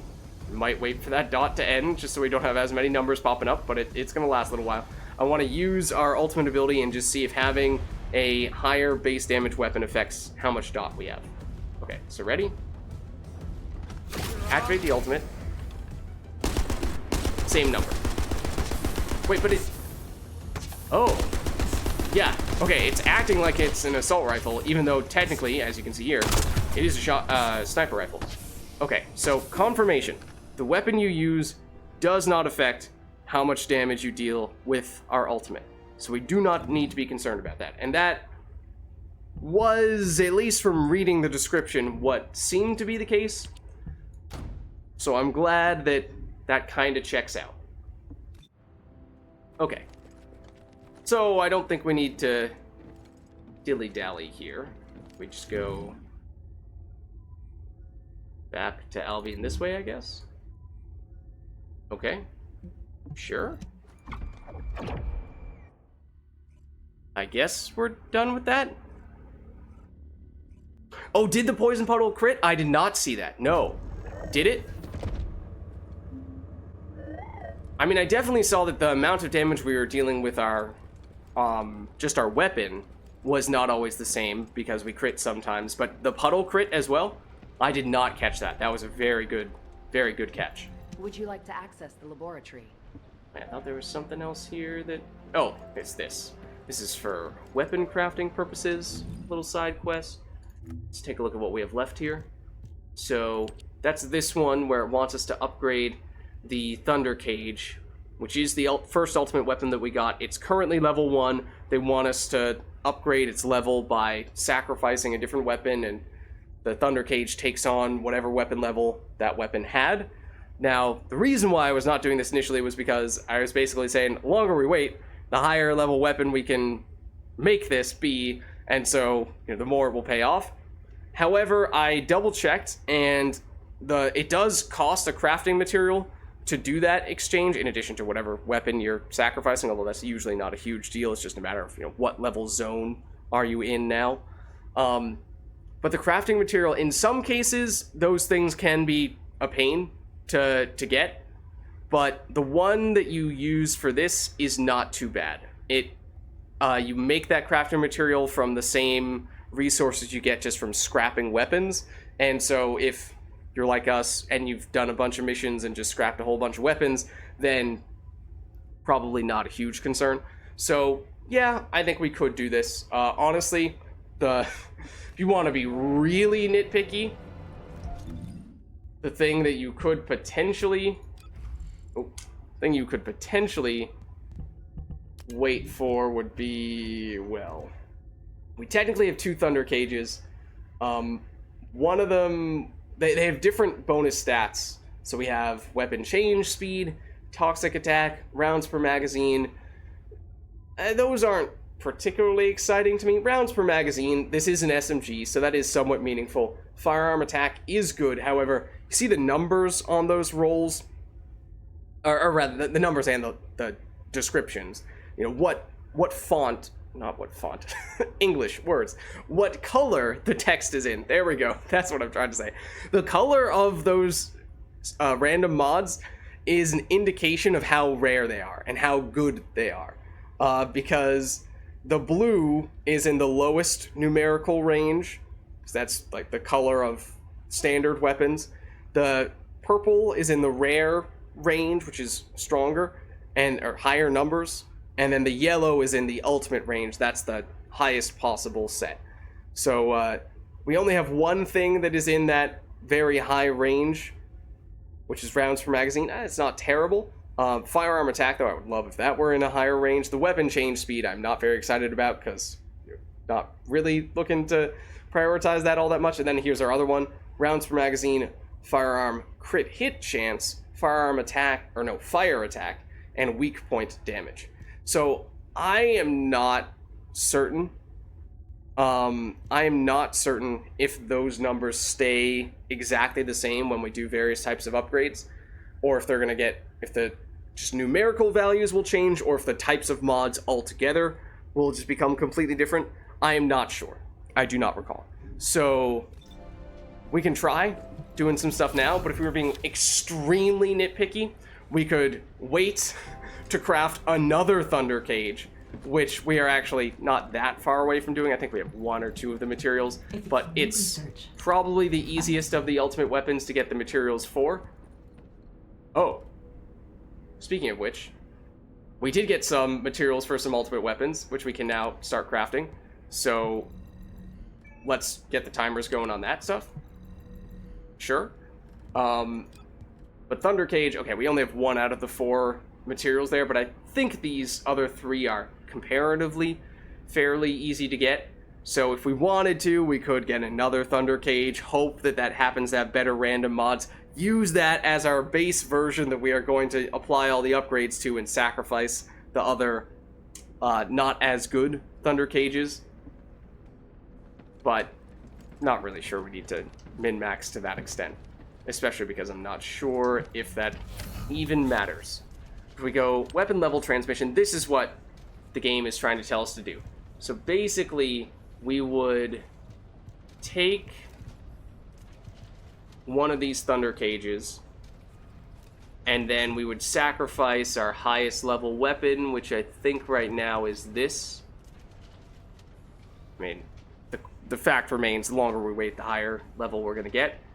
So maybe we're about to get level 47 stuff, but in the interest of actually getting the chance to use these guys, technically this one says it has higher damage per second than this does. Oh yeah, no, that checks out. That's the one we were thinking looked better. Okay, so let's do this as the base. Let's make it a level 46 by sacrificing... You are worst level 46. So it should make the Thunder Cage way better. It will cost one of these, but it just... Making more of those just requires the stuff you get from scrapping weapons, as I was saying, and that's not a huge deal. So, worst comes to worst, we can just make another one of these and make this same type of upgrade again. So let's do it. Okay, so now, theoretically, we have a level 46 Thunder Cage, which has potentially now become our best weapon. The base damage is still lower, or damage per second is still lower than this, but it does have the extra modifier. I'm noticing that the numerical value, the bonus stat values stayed completely the same. They did not change, they're the same type of modifiers, and the numbers are identical as well. I was kind of hoping those were going to go up when we increased the level, because level 46 weapon getting 13 base toxic attack is functionally nothing when our base firearm attack overall is 2,689. So that is a little unfortunate, but I am nonetheless kind of interested in throwing this on here. Maybe we'll sacrifice our other ultimate weapon that we were just getting the XP on. Let's throw... Oh, we already did put some of this stuff on, although we have some module capacity to spare here. And we can... Let's see, we have 5 we can use. If we organize by capacity cost, that makes it easier for us to know what we can and cannot do. Venom Injector. When defeating an enemy inflicted with poison, inflicts poison on other enemies within 3 meters of the target for 5 seconds. That sounds like it synergizes really well with Freyna. So that seems like a good idea to me. As for these other modifiers, if they are the right choice, we have fire rate up for 8% increased fire rate, or we can have 8% increased fire rate and 1% increased attack damage. That just seems like it is objectively better. And then crit chance, rounds per magazine, accuracy, weak point damage. I might dump that just because this doesn't have the best accuracy to begin with. And this is just a better version of the same thing, but I'm not really sure we want to double down on weak point damage on this. Granted, we have a little bit more accuracy here. I'd rather prioritize the crit, which we are getting on some things here. Maybe we can get a little bit more. We have better concentration. We have better insight. Can we add you? We have you. Okay, well, maybe we have all the crit stuff we can use then. On second thought, might have had the best possible things. Huge attack boost at the cost of fire rate. We used that on our previous weapon, and we were saying it wasn't bad. Plus 13% chill attack. Reload time is slower. The weakness of this weapon is that it has a really long reload time, which usually you would think is, it's not that big of a deal. It's long enough with this weapon that it starts to become a big deal. Which actually means the slower rate of fire kind of mitigates that a little bit. I might throw this on then. Are you saying that's a DPS decrease? You are saying that. Okay, fine. Have it your way then. I guess we will just go with weak point or add chill damage equal to 8% of firearm attack. What about, you do that with fire? We have that for toxic? We don't appear to have it for toxic. Okay. We'll just go fire, I guess. Okay, so now... You do still seem to be saying this has higher damage per second. They are both common rounds, weapons. They use the same type of ammo, which is generally not a good idea to have 2 of those. But kind of just trying to test this out to see how we like it compared to this guy. I did like this guy. But the key thing, though, is this is not just a matter of pure damage. It does have the unique ability, which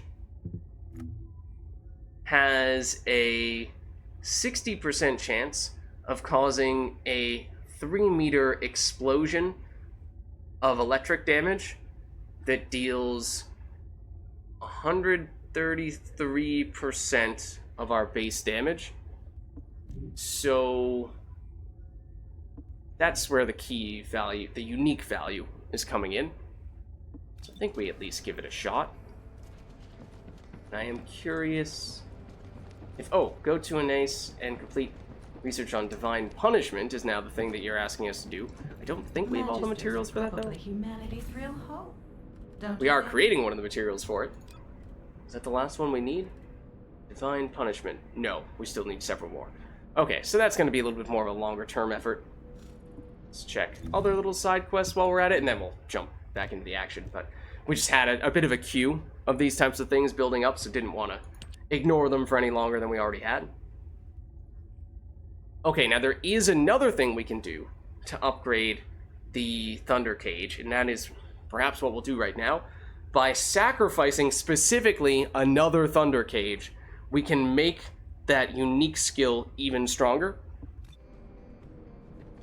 So you sacrifice any old weapon to increase the weapon level.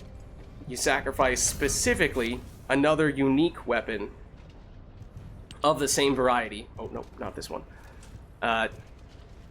This.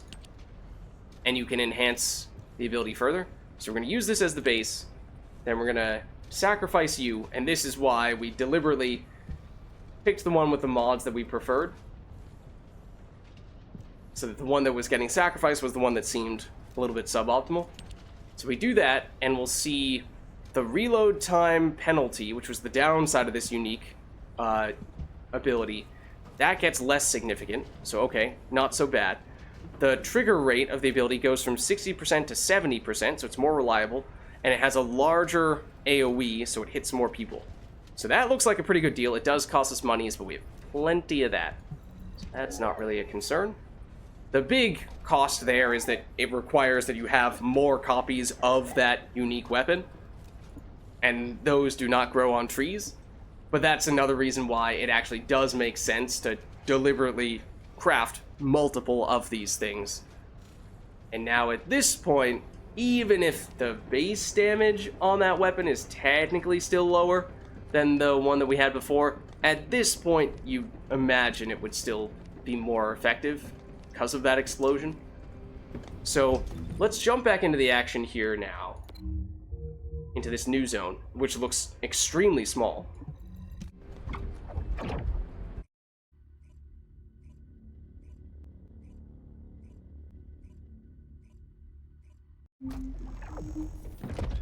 Okay, we are also about to get a prime hands upgrade, it looks like. Okay, so here's Kyle, Let's talk. who technically I think we saw ever so briefly in town a little while back, or we heard a conversation between him and someone else. A Descendant who has the ability to manipulate the magnetic field within his body. He once was the captain of the construction corps tasked with setting up outposts all over Ingress, but after his Arche abilities awakened, he became a Descendant. He's well known for being resolute and strict. We're going to take your word for it, Taking it easy when we have so little time. Kyle, because we are going to skip that conversation. rage and revenge eat away other human emotions and limit perspective. If you're here just to give me useless pearls of wisdom, I prefer you to get lost, guide. Our goal Oh, I is thought to he said, find the I prefer you ironheart, get Kyle. lost and die, which I was Your going to say is actions may prevent very us from grim. achieving this. Okay, presumably this is one of the I won't do quests that we had to do. jeopardize the operation, I swear. And given how this person is right in the middle of doing it, and we can help them out, I figured we'd jump in here.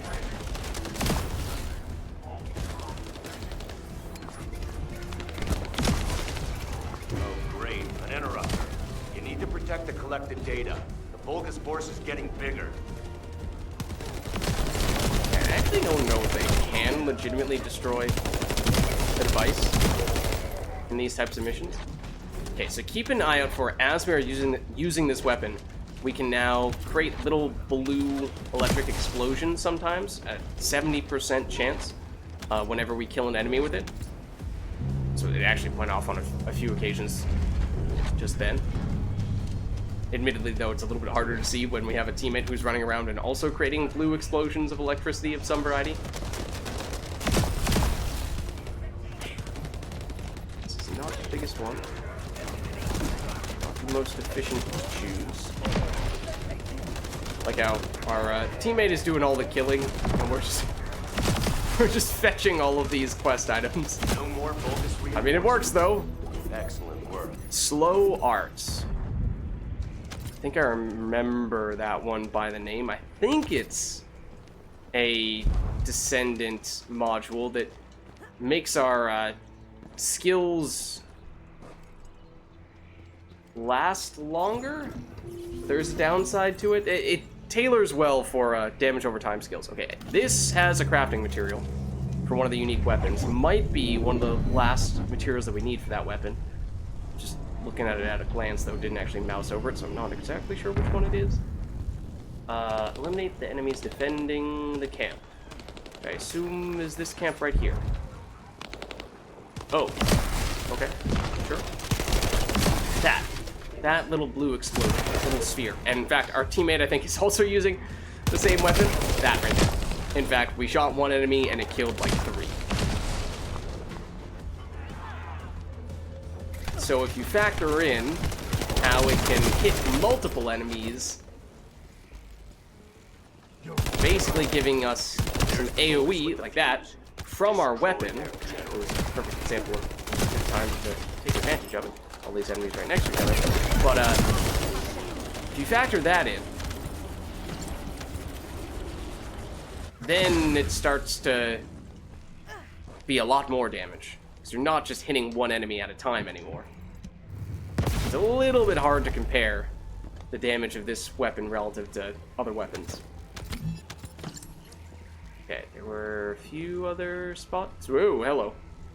I think we needed. I suspect, I cannot confirm, but I suspect that those types of, whatever you want to call them, lags, come from when another player character goes into the zone. Oh, okay, sure. I did not realize we were doing... Oh, we accidentally killed an enemy for this person who is doing this other mission. We are still in another mission. Okay, we are technically kind of caught in between two missions right now. We're helping someone who is not in our party, accidentally. And we cannot pick up those quest items because we are not in their party.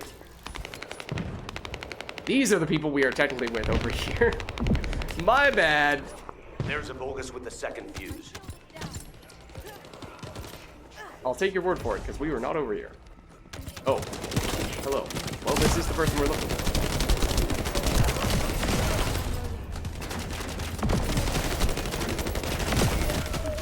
Yes, this is also a faster firing weapon than the one we were using before. So the individual hits are worth a little bit less, but hits more often. Yes, that was one of the places down. I think we still have one more. Presumably it is over here. Based on where the enemies were spawning. Don't quote me on that.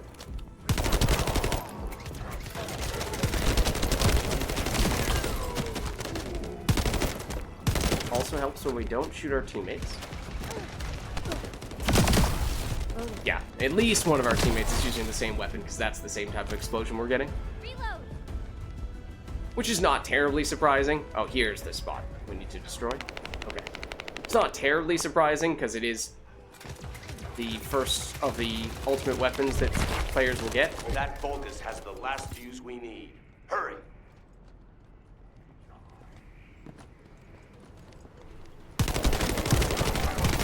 And it is a weapon that the game kind of holds your hand for and tells you how to upgrade it. Ooh, it's not this building, it's this building. What? Spectral Digger isn't stopping. Damn it. Still need It's to the take Vulgis out a reinforcements. boss dude. Watch out! Yes, please all stand right next to each other.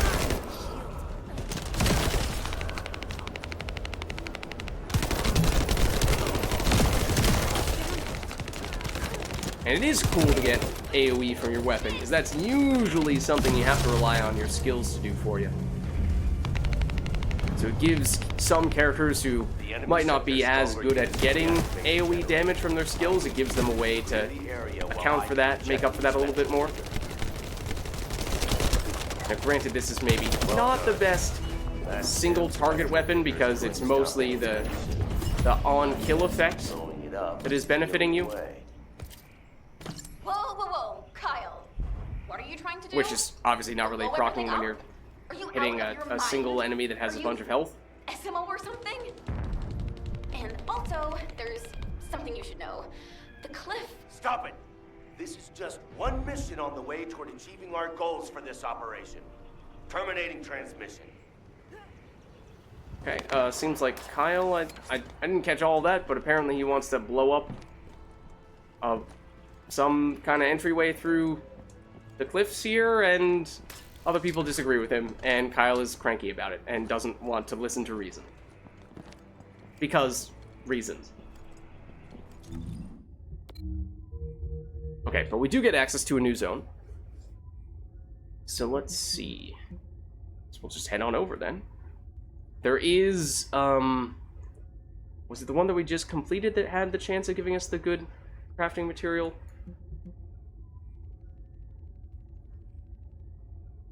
I think so. Now I'm not seeing it. Yeah?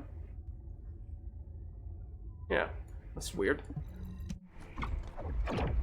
Maybe that, I don't know, am I mixing it up? Was it a previous mission?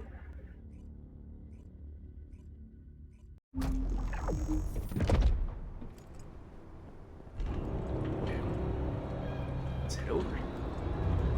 Kyle again. Let's talk. Kyle and the Spectral Digger.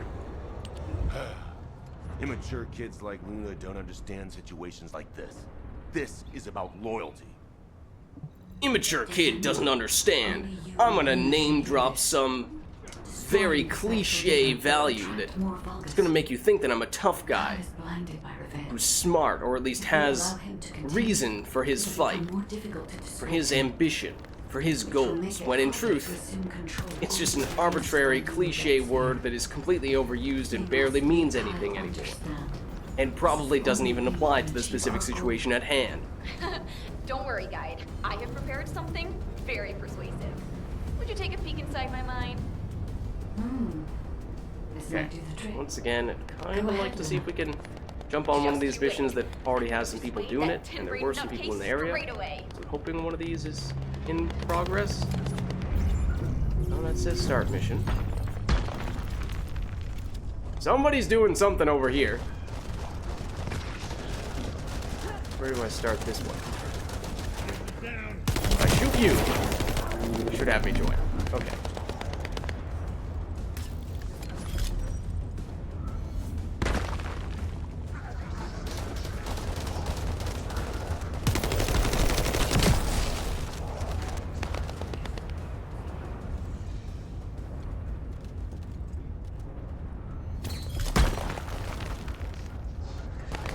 That should be the last one up there, actually.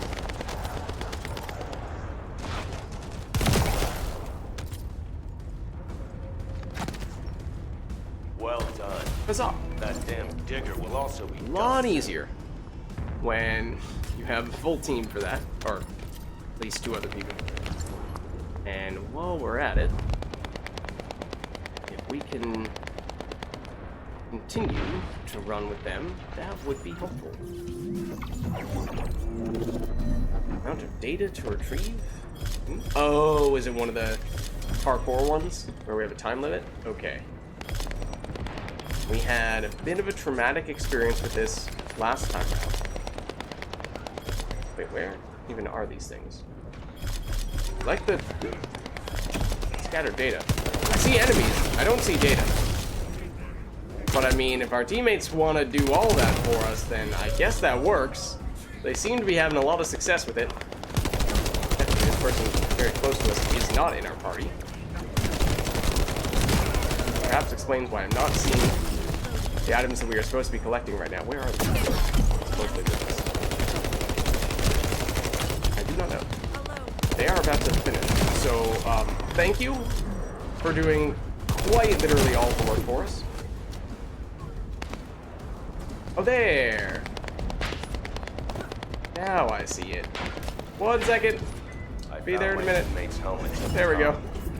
Alright, and we got, what appears to have been a very rare module, or at least it is definitely a rare module.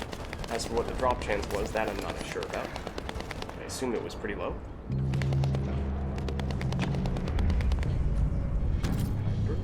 Mind if I do. I assume these guys just hopped in this one.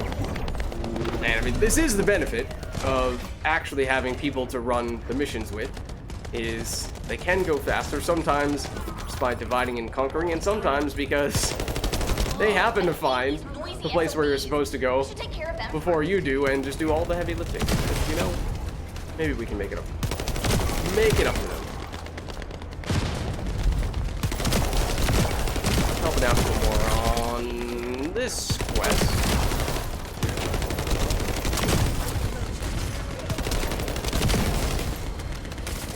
Remember, level 40 is the max. So to be approaching 20, oh, we got a master rank up. Very nice. So to get a close to 20 at this point is starting to make some reasonable improvements. Still absolutely under-leveled for this zone, don't get me wrong, but it's not as crazy of a difference anymore.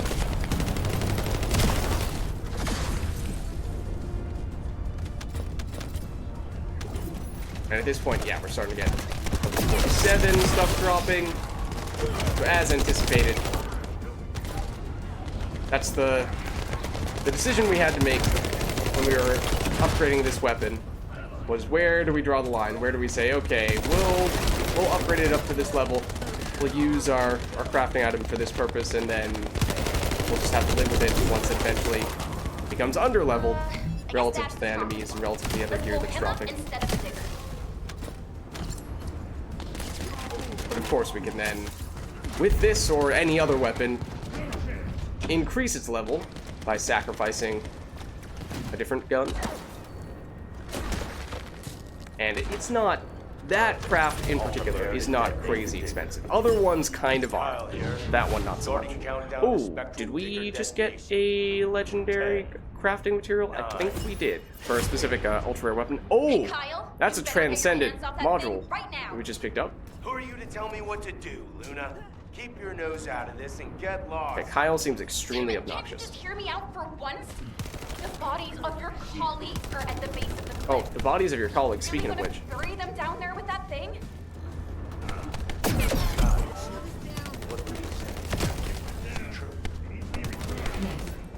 Luna and Reyna discovered records while searching for the RK weapon. We ran an analysis on the remains and found that they matched the list of fatalities from the incident. Jeez. And did you forget what our actual target is? The Ironheart, Kyle. The Ironheart. If we lose the Ironheart while destroying the Digger, what kind of revenge would that be? I can practically hear the sighs of frustration from your colleagues. You're the one who should get a grip, not me. Destroying the Digger can wait till later. Make it an official request. Then it'll really be revenge. Once we secure the Ironheart, I'm sure Alpha will totally approve. You're right. I'll come back. Over. Okay, I'm pretty sure all the people that we were just running with were hearing that same dialogue there, and we had to wait for it to progress. I was not expecting we'd actually be able to go through there. Just double check where it's telling us to go next. Chat with Kyle. Perhaps he has come to his senses now. Let's talk. I almost made a terrible mistake. Blinded by revenge. The kid is right. Oh, I didn't see that one coming. Everything okay? Looked like there was a bit of commotion. Except that we did. Anyway, Okay. I think we found something. My excavation equipment and Luna's sonic survey both seem to indicate that, There is a new zone, something feels off about this place. but we might be I'll able to send you do the this. coordinates, Descendant. In fact, Hurry, I need hold your on. help. Before we go into the next zone, let's just mark it, but it's another one of those optional reconnaissance missions, the ones that are tied to the computer. Little computer things that you sometimes press the buttons on as you're walking through, as you randomly stumble across them, and we did one, in fact, in the previous area, or the area before that. And we were struggling with a little bit, and then we had someone jump in and bail us out a little bit.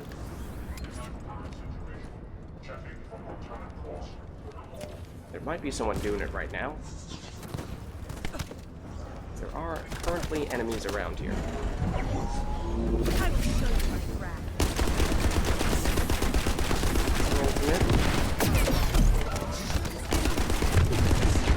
Okay, kind of expected that to happen. Was just kind of hoping that our ultimate would give us enough damage that we could power through this a bit. Like that. Oh, did it force this to respawn though? It did. Okay. Maybe this isn't a great idea after all. Oh, we got a teammate. Okay, never mind. Everything is right. Everything is fine. All is right with the world. We can pull it off now, I'm sure. Suddenly, I believe. Oh, this is a mini-boss, dude.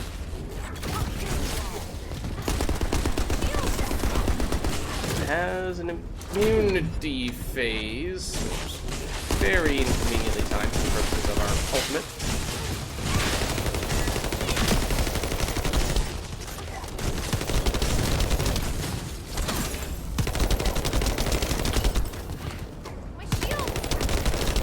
Please step back in the puddle. But that'll do. Ooh, and lethal finish is a high rarity one. Some things that I did not recognize the name of, so that could have been some nice rewards there. I think we'll continue to progress, and you know we'll reflect on and improve upon some of our gear after a little bit. Don't want to stop after every single mission for that stuff, but let us proceed.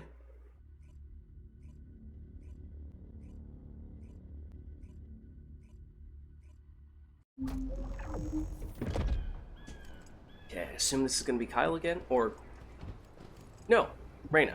Now, All what right, was the you're next the music excavation person. region? Gotcha. We found something strange when we were looking for traces of the ancient arcane weapon. The bones of a giant creature. You know it's a The colossus of some Calico might be variety. from the same era as the ancestors, but I think they must have died out Is this before one of the dudes I we was were with created, before? It as might there be. is no information on them in my database. It might not be. Or It access is to not, the but either information way- may have been secretly blocked. Why not join them? There's so much I don't know yet. I wish we could find data that I don't know or don't have access to. Then I may understand the real reason for my existence. Target in this set.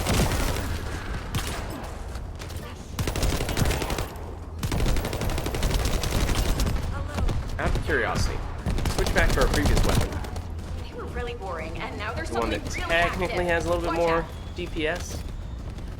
You know, there are enough enemies here that I feel like the extra AoE is gonna make our ultimate worthwhile.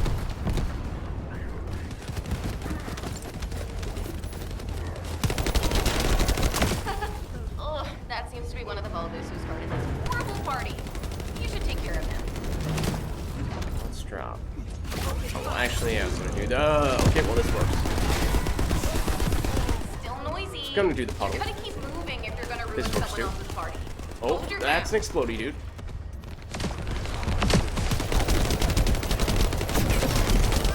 Ow. Just avoid those, and I do mean just barely. Ow. Red health. That Yes. must be one of the party boys. Take care of him. Snap. A little more of that while we're at it. Okay. Ow. I was close to nabbing that one as well.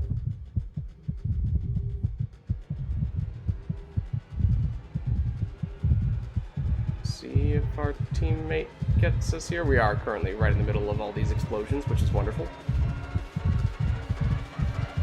Now to come to get us. There we Party's go. almost over. Keep dancing. Thank you.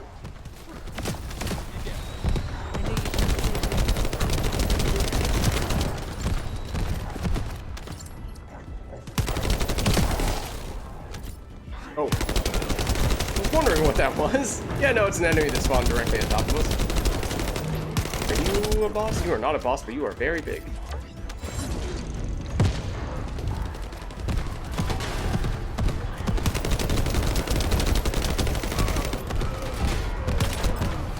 Hold on. Shoot the rock while we're at it. Seems like a great use of bullets. Did you see the one who just turned up? If we deal with him, this annoying party will be over.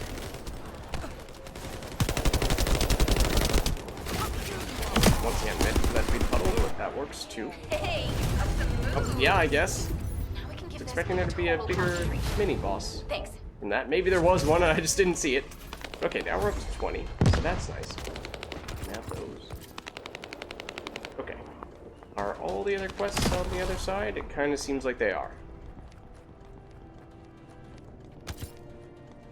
Maybe we can check. Oh, yeah, very much. Okay, gotcha.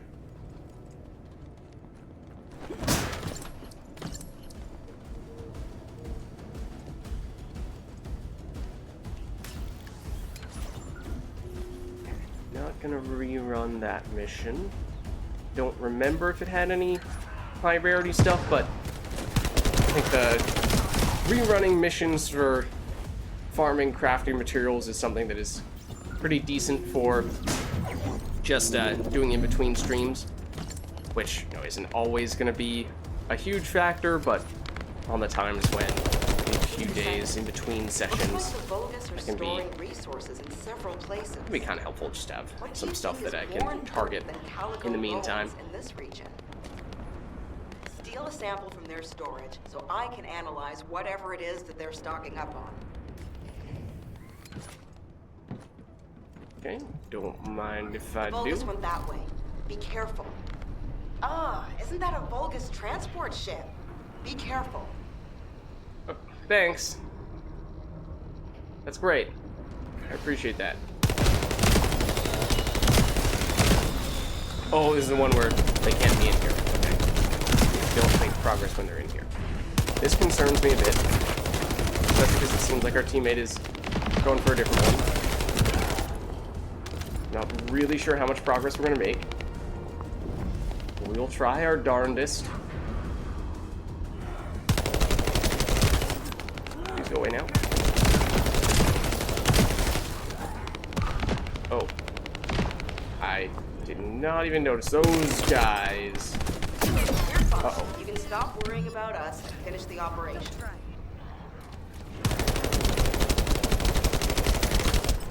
You're in here. You know what? We're breaking this out. It's the ultimate. Really want you to drop your shield. We have to succeed no matter what, if we want to widen the gap between us and Well, that's a lot of dudes. It's a whole lot of dudes. That's where the area of effect can be very helpful.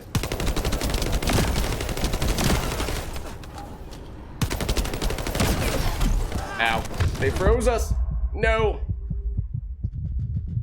This is where us spreading out becomes a bit of an issue. Move the sample to the supply box.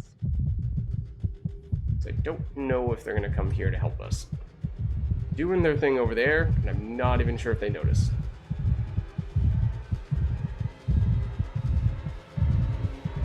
A situation like this might even be best to just deliberately abort, although it's going to happen one way or another. Yeah, they did eventually realize, but...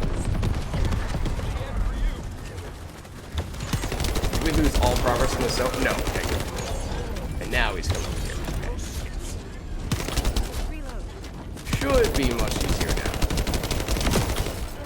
Although, that's still a lot of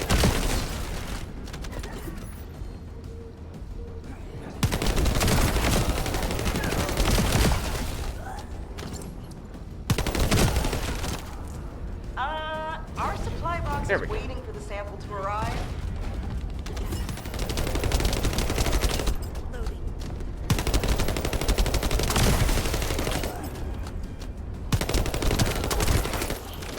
Oh, they dropped some level 50 stuff. Okay, yeah, the numbers are definitely starting to go up.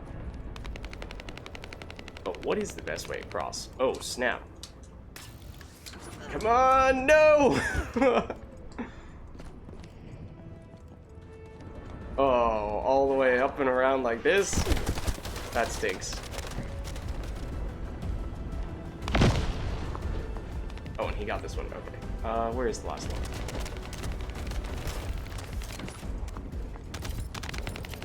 Just quickly loot some things from this area, especially because it included some good crafting materials we would have otherwise missed. Damn it, Vulgis forces have appeared. I hope no one gets hurt. Oh man, didn't see that one coming. I hope no one gets hurt.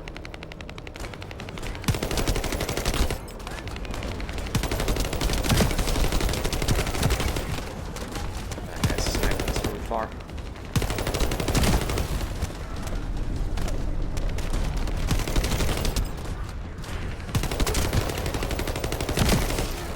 Oh, hello.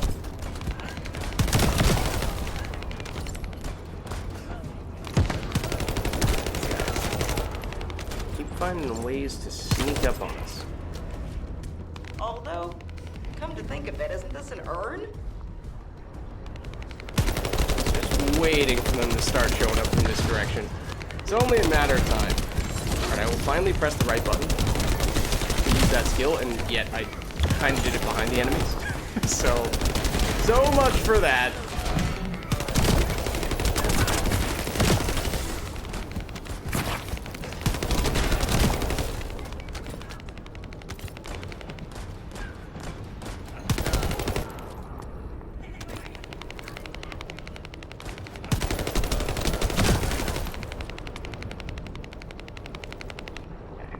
Pretty close now. It looks like they're about to start spawning on that end again.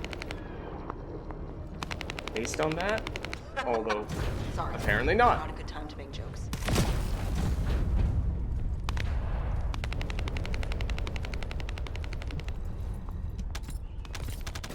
One moment, I would kind of like to loot this stuff real quick, and I think they would agree.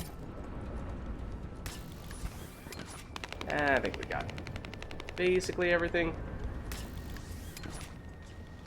We'll deliver the device.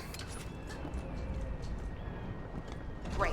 There we go. We extracted the data as Alright. quick as we could and found out that they were also storing calico bones. And that is not a Now, new I have to mastery try and level up, figure it's just out continuing why. to remind us of that because we've not cashed that in yet. Okay. Looks like dude we just completed a mission with and a bunny that went speeding off in this direction might be about to start this next one. Come on, there we go. Thank you, grappling hook. So while we have the chance, why don't we stick with the team here? Oh, the bunny we saw zooming past apparently is not doing this mission. Boost the accuracy of the amplification equipment, and even me. So don't mess it up. Okay, protect this for 4 minutes. What could possibly go wrong? I did actually put that where I wanted to put that for once. It actually isn't a terrible idea if he goes over there and engages the enemies from afar.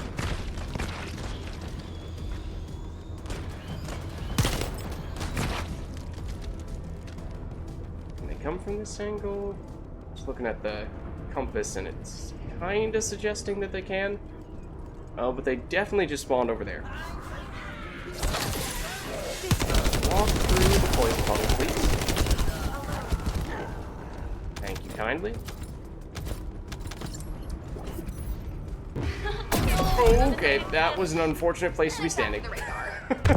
Oh, that was a very unfortunate place to be standing.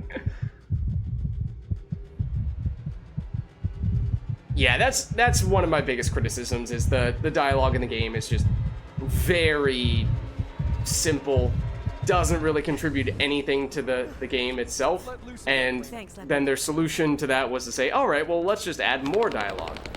Like, well, more doesn't mean better.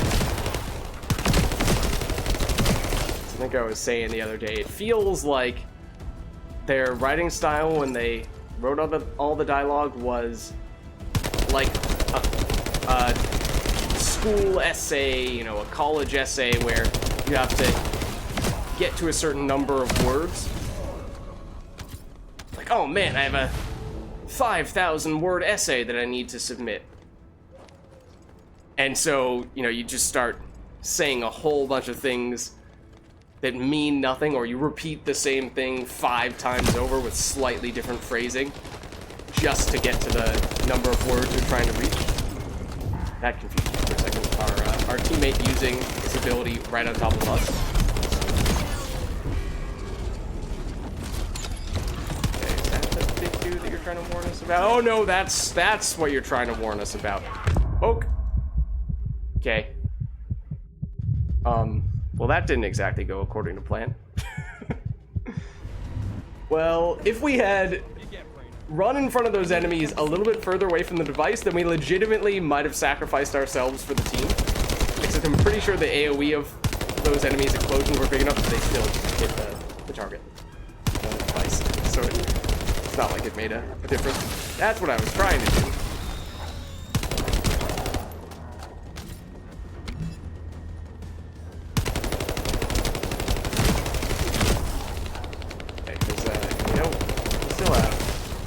Almost a minute left, and yet the device is not looking great from a health standpoint. I will admit, I am certainly not free of blame here. Let's just say, you know, the execution could have been better, and we're about to lose.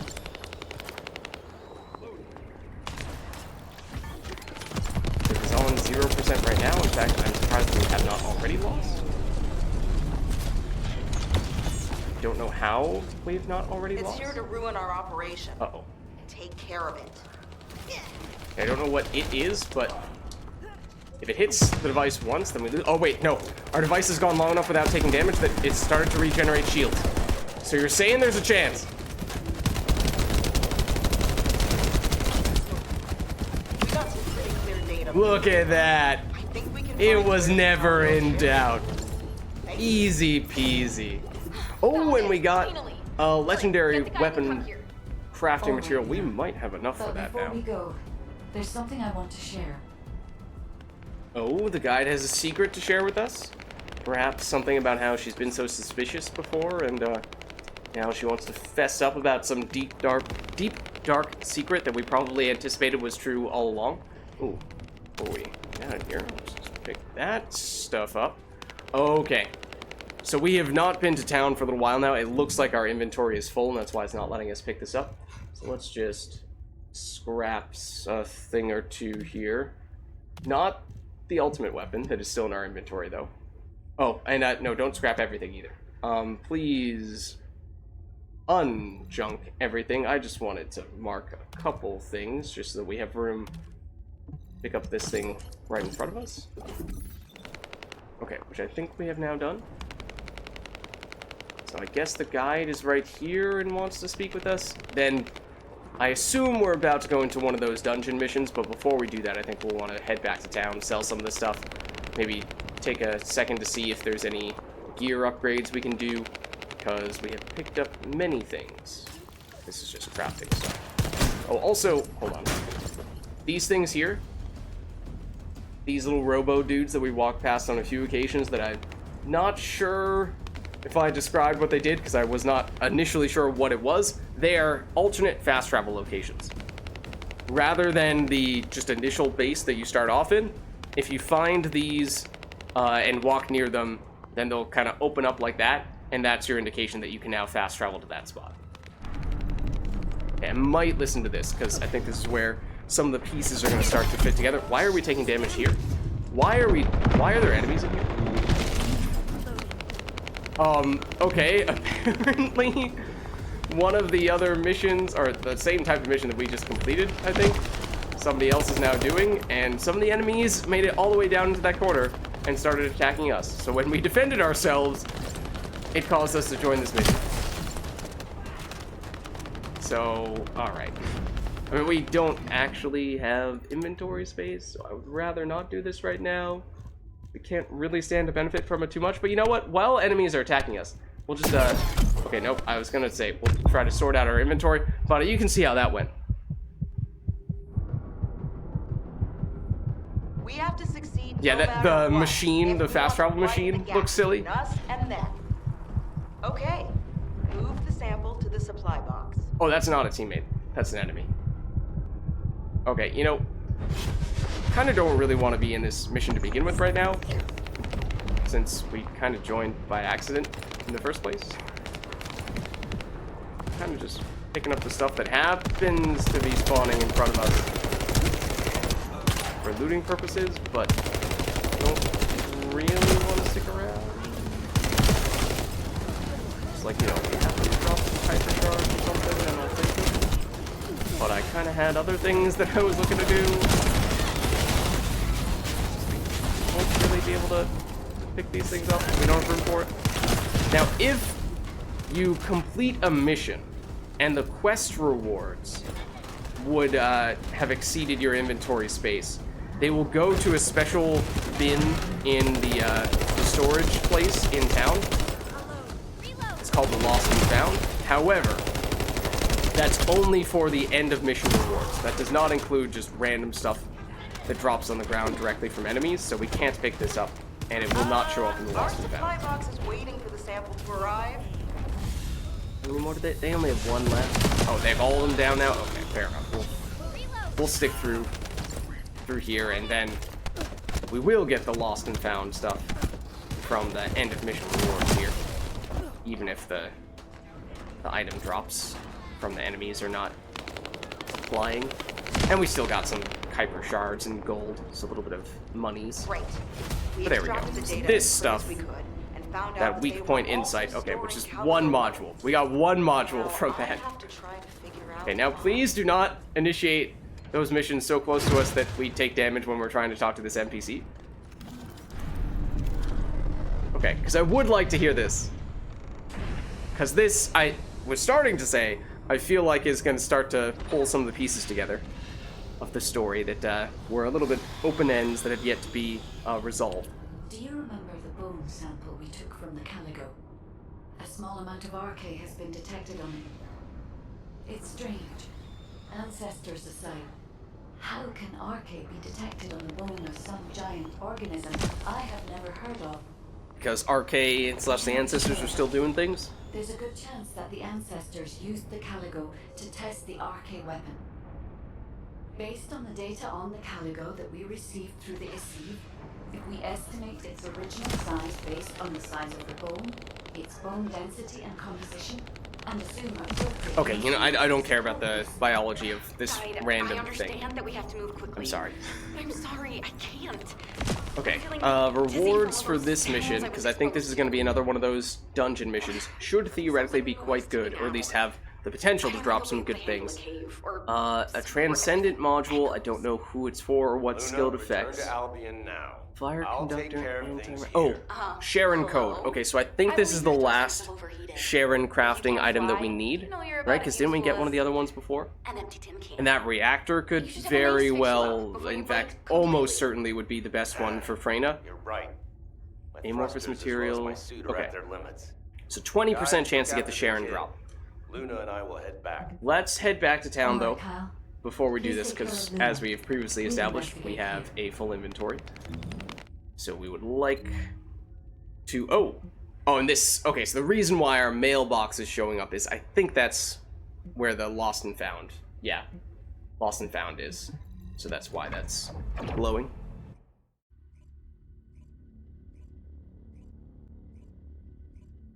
But we also have a Prime Hands upgrade and possibly a few other things. There might be some crafts that we can start now. I got totally disoriented. There we go.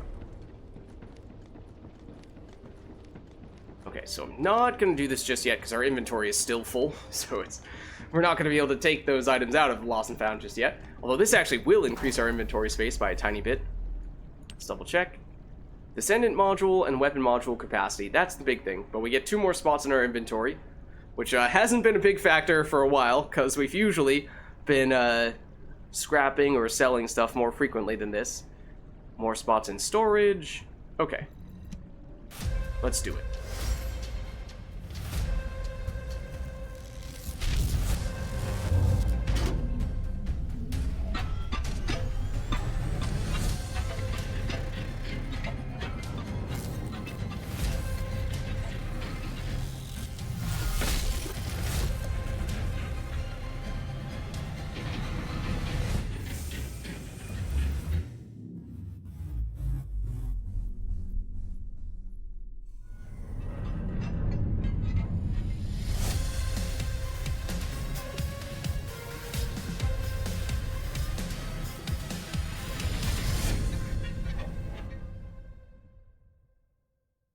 Okay.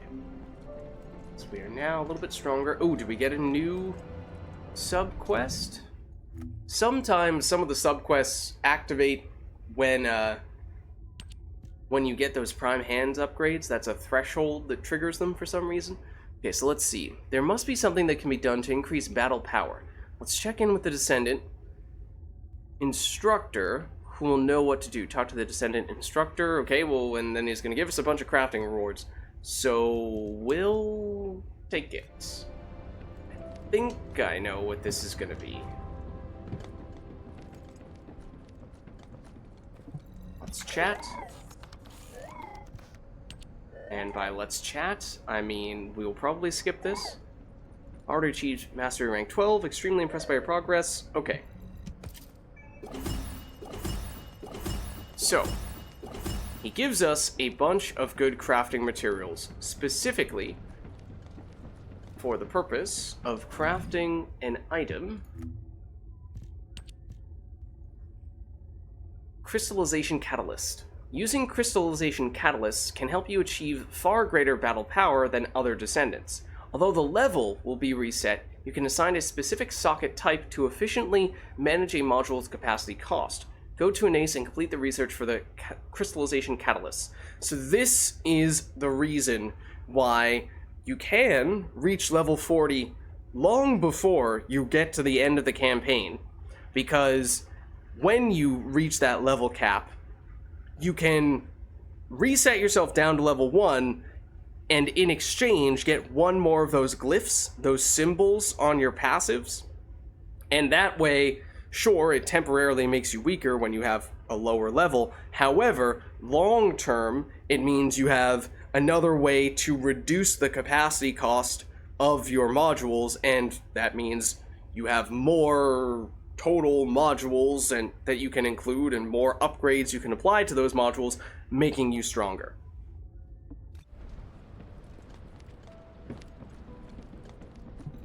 Oh, the special Okay, human child. so let's see. What do you need? We do have all of the materials for one of the ultimate weapons.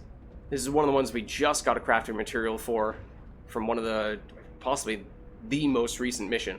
So definitely get this one started. Costs us 100,000. That's not really a concern. It'll take 4 hours, so we're not about to use this tonight, I don't think. But that is something we can potentially break out next go round, and this is to complete one of the materials for a different ultimate weapon. It's one step removed from getting the weapon itself, or one extra step removed, 2 steps total, I guess. This is the item that they just gave us the materials for to craft. I'm just curious to see how many of these we already had accumulated, and it looks like some of them we have plenty of, and then a couple more we don't have, or we only have enough because they just gave us this stuff. So what I'm trying to get a sense for is, how aggressively can we use this material? Can we reliably farm this up? Because we have several characters that are already level, or 2 characters that are already level 40. So we would kind of like to get several of these, to be honest. So it's like this out of curiosity. Let's just see. Where do we get this? From the desert. Okay, so from the zone we were just in, you can get more of these to drop. That was one of the ones we would ideally get more of long term. Okay, but then this one, we do not yet have access to the zone where this drops. So we would not be able to craft more of these materials at this stage. But, well, we'll craft this one now. It's just, we'll be a little more conservative with who we choose to use this on. Okay, just see, these are other sort of crafting facilitation resources. Oh, Sharon still needs 2 things. Okay, I thought the place we were about to go into was going to give us the last material for her, but it's the second to last. We saw one of the previous quests that gave us one of the, or had the option, the potential to give us one of those things, but we did not get that drop. So that's another one that, with a little bit of farming, we could make that happen. And I don't really think we're that close to at least any of their descendants. Last Dagger were 1 piece away, Smithereens were 1 piece away. Thunder Cage, if we wanted to make even more so that we could further upgrade its unique ability, that's something we could potentially end up doing. And then, otherwise, Divine Punishment, we have 1 of those pieces. Oh, and this we're only 1 away from. Okay, we do have this already, but we have not really used it / upgraded it at all. So yeah, we're starting to get more of these unique weapons coming in, and making some upgrades on them. Okay, so that's all the research stuff. Let's take a closer look at the weapons and other equipment, because we upgraded the level on this. It's now 46, but as we're seeing here, we already have some level 50 item drops. That's a new shotgun. It's level 50, and that seems pretty tempting to throw on. It is 6 levels higher than our current shotgun, and the bonus mods: firearm crit damage, weak point damage, attack versus colossus, attack versus Legion of Darkness, and just base stats being way higher, I think is reason enough to make that switch. And then this is a new weapon that we've not used before, so that does mean we'll need to apply some modules. We'll at least start by doing this, go with the recommended ones. That does give us exactly the amount we're looking for. Interestingly, they gave us the base version of Rifling Reinforcement, because we had several copies of this module. We have one that is not upgraded at all, or we have several probably that are not upgraded at all, and then we have this one that we upgraded several times. So I guess the game did the math and figured that the 3 capacity costs that we save here allows us to apply a module we would not have otherwise been able to afford, and that made it worthwhile to downgrade here for the sake of upgrading elsewhere. I want to see if there's any obvious things we'd like to remove, like recoil on a shotgun. I mean, yes, obviously it does have recoil, but not sure we have a fast enough fire rate that that's a huge difference maker. Weak point damage on a shotgun, I'm not sure it's accurate enough for that to be a huge difference maker. Reload time modifier. Yeah. Weapon change speed. Okay, I'm getting rid of the weapon change speed for sure. That is not a stat that I'm particularly keen on. Accuracy on a shotgun, given the bullet spread, it could be helpful.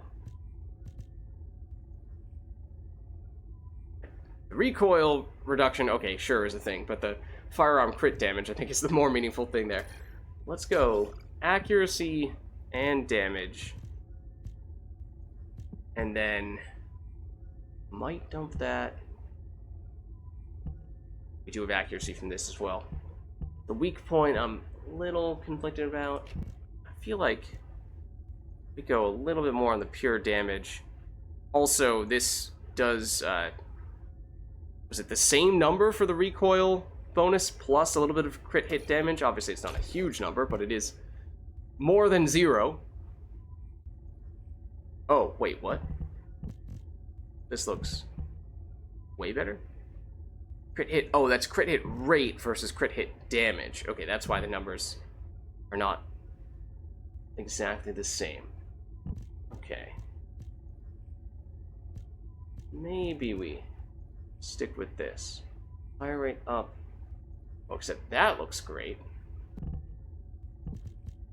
It's objectively better than this. Okay, so here you see where, sure, the game auto-applied some modules, but seems like there are some places where we can get objectively better modules. So while it might have been a good starting point, it's not necessarily optimized. Defeating an enemy inflicted by frostbite, that's not really a thing for us. It is for Biessa, but not for us with Freyna. It's the base crit hit rate. Okay, we do have that. Toxic enhancement, I do kind of like. Again, assuming that we are kind of going all in on toxic with Freyna. But it costs 6, which is kind of expensive. Not really sure it's a good unless we sacrifice the weak point damage, which honestly, I think I will. Established we have this? Yeah. Let's go, where was the toxic enhancement? Here. Just want to also check for... That looks nice. Yes, it has the weak point damage a little bit, but mostly because of the 8% firearm attack. Huge additional attack, but at the cost of fire rate. We've seen that before. Weak point damage, yeah, no. Not when that's the point of emphasis. Crit hit rate. Do we have this one? This looks really good as well. Okay, so all these ones that are better than what they gave us. Maybe we were better just starting from scratch. Dump you. Maybe we even dump you. The toxic enhancement might not be the best option for 6. What if we do crit rate, a little bit of attack bonus, reload time, rather than the firearm rate, or the fire rate being the downside. I'm a little more keen on that because we don't have a lot of ammo with this, so we aren't going to reload that often, although the game says that's a big DPS downgrade. Oh, shell up is extremely expensive from a capacity cost standpoint, but it does give us a whole lot more shots to fire. And this gives us more reliable access to the ammo drops. So you can actually use it more often, or another reason why you can use it more often. That is a little tempting as well, although that costs so much. Not really sure we can afford to do that. Okay, and we technically have 3 capacity remaining right now, which is not even enough to do anything. Which is where, okay, sure, maybe at this point, this might be where the game does a good job of getting just the right amount for you. Or, okay, tell you what we'll do. We'll drop this in favor of, oh, that's the wrong type. That's a standard round, or general rounds. Rifling reinforcements. That's why we don't have an upgraded one for us. Okay, fair enough. Okay, we might just stick with this, which I think is still better than what the game was giving us, even if we have 3 module capacity left over. But obviously 1 more module capacity, and suddenly we're able to do a bunch more with that. Okay, we are using what is now a suddenly under-leveled Thunder Cage, but we might stick with that for the time being. Let's look at...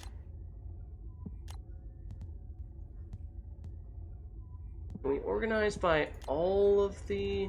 Oh, if we go by type, there. Sort of what I'm looking for. I want all general round weapons. We can look at an individual type of general round weapon. Get up to 47 with you. 43 with you. 46 with you. You seem to have some pretty good mods, though. Crit hit damage plus 25%. Attribute status effect trigger rate very high. Rounds per magazine pretty high as well. Let's throw this on. Then I'm just gonna do this. Comparison's sake, say it's much lower DPS. Okay, take your word for it. And I doubt the handgun's gonna be any better. No. Okay. This looks like our new kind of sort of primary weapon. Again, we're doing double general rounds temporarily, in large part just because we're messing around with the Thunder Cage, but this is not really something you want to be doing all that much of. Again, we could auto-equip, although we found that was not particularly effective last time, so maybe we will just start from scratch. Kind of cool that our base number we're working from is the clean 36,000. Okay, so then... Firing firearm, ammo with an additional... Oh, wait. Ammo with an additional plus 30% crit rate is fired. When defeating an enemy with the enhanced bullets, module cooldown is minus 10 seconds. However, the firearm's base weak point damage is fixed at 100%. So we don't get any additional weak point damage, but we get a much higher crit rate with a cooldown. If we defeat an enemy with that big bullet, then we have the cooldown be much, much shorter. It actually only costs 6 capacity costs. I expected that to cost a whole bunch, but maybe it's worth giving it a shot. It's a little bit unusual. Okay, so technically that means we do not benefit from any weak point damage multipliers. Crit is fine. In fact, we want to build around crit, but we do not want to focus on weak point damage. So that doesn't make sense, although it does also have some crit stuff. Let's look up crit. Okay, so that's the one we were saying doesn't match up very well. I mean, we're losing 2% weak point damage, which is not a huge loss. But crit hit damage, crit hit rate, we're just trying to maximize the crit here. Accuracy, crit hit damage, reduce recoil, crit rate,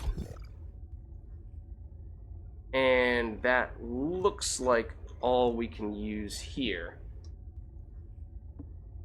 So at this point, let's just check and tell us what our crit rate is.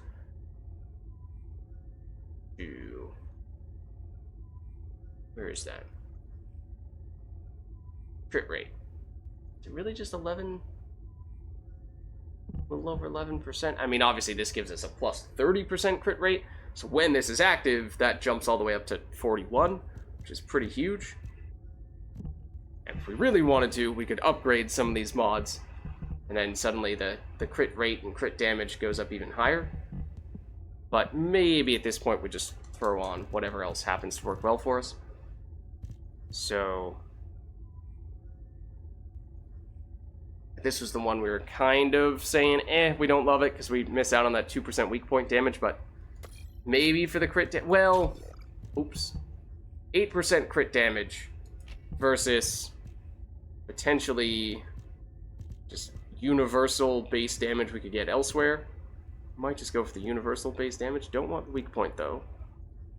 Adds chill, adds fire.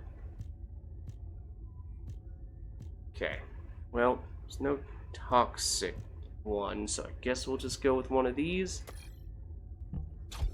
That is 8% additional damage, functionally.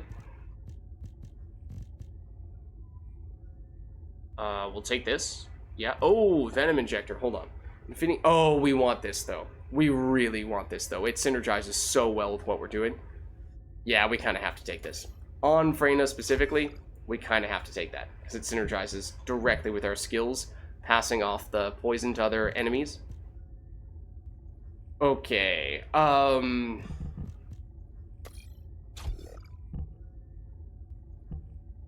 Does that change? I mean, we were kind of basing all the crit stuff around the other mod. Does that change absolutely everything? Maybe. Question with the mastery XP. Do you win it just by playing, or is there leveling stuff? The weapon mastery? The weapon mastery you get from just using, mostly from using the weapon, although, like, actively using it as your weapon that is dealing damage. However, you, even in your secondary and tertiary spots, you will still get some weapon proficiency just from completing missions. It's not as fast of a rate, though. So it's usually much easier to max out your weapon proficiency for your primary general rounds weapon, because that ammo comes up most often, so you're able to use that weapon more often, whereas your impact round weapons that don't have as much ammo, that's typically something that takes a little bit longer. Granted, that might just kind of be a me thing where I don't switch to the high impact round weapon, or the high power round weapons as often as perhaps I should.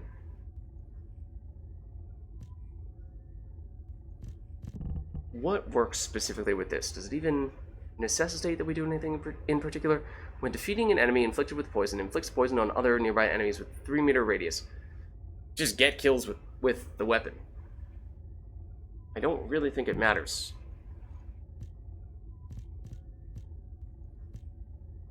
So, in that case,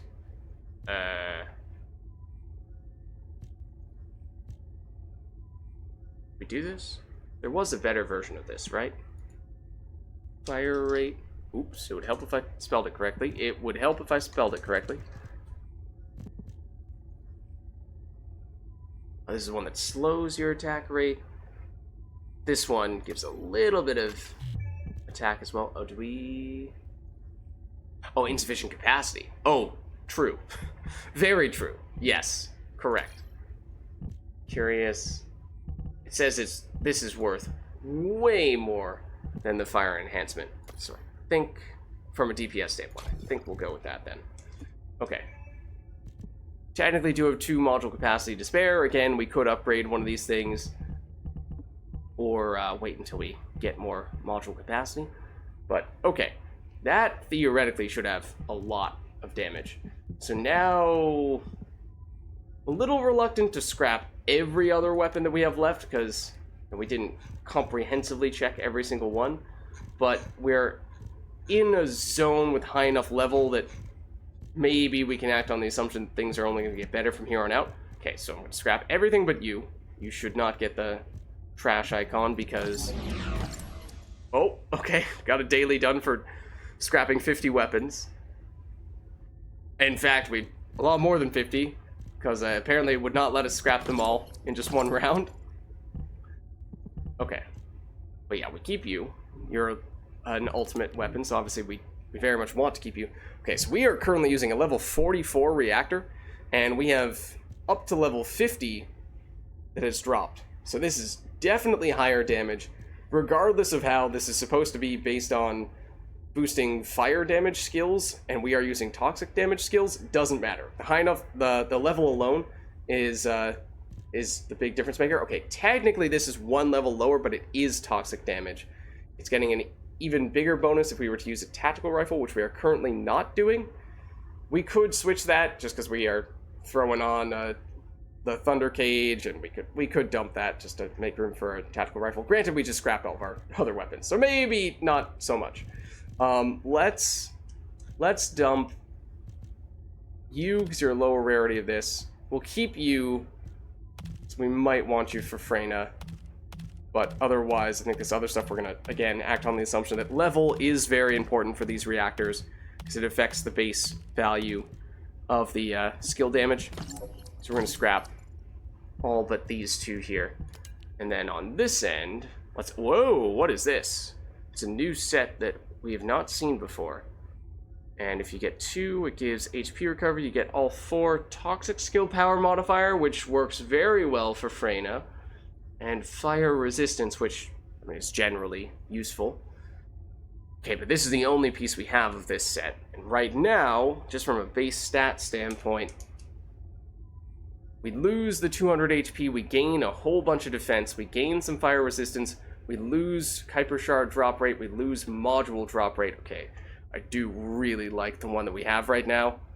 So I might keep it, but I think we'll save this guy here because it is part of a set, and we would potentially like to stock up on that set, and we do have several other things equipped that are from a set, so it'd be kind of hard to displace those, although I think some of these are from mismatched sets. Those are both glacial. This is Decimator, which is a different set, so this is not getting any bonuses. This does, if we were to use the bonus, give us the base firearm crit rate, so that's really good if we were trying to go all in on the crit stuff, and we kind of have been to a certain extent, so wouldn't be a terrible idea to do a little bit more of that. But let's just see. You're just a standard rarity, no bonus stats, not a huge fan of that. Equipment drop rate, item acquisition distance modifier, max HP, and just common rarity. HP, big defense, big gold drop rate. That's not terrible. Does have significantly less HP though, despite it being a low or higher level than the one we currently have equipped, so I think we'll still scrap it. You're a standard rarity, you're a standard rarity. Okay, so we're just holding on to that guy because that's for a special set. So let's store that before we forget about it. Apparently that gave us a season level up. I was checking what that does. That's from the daily for scrapping the weapons. Let me just store this. Oh, we got, this is, oh, okay, a few things here. Technically, the game, the devs gave a little bit more rewards to people. This is the First Descendent GM. Here are the rewards for participating in the crossplay open beta test event in September 2023. So this is one of the rewards from the open beta. I think they said they had some issues with giving out the rewards for various participants in those betas. I'm pretty sure that's one of the ones that that's almost certainly one of the ones that I was doing, and I don't think I initially got this reward. It was only when they did this correction, so we'll take it for sure. It's a little bonus animation, more dramatic animation for when we're teleporting in and out of places. And then this is another reward for completing one of the betas. This is a reward for participating in beta tests in October 2022. I don't think I did that one. I did one in September 2023 and one that happened more recently, just before the release. It was technically a technical test. Okay, so let's see. High Five, Emote, Void Intercept Battle, Frostwalker completion title, Groundbreaking, and Explorer. Okay, so let's take these.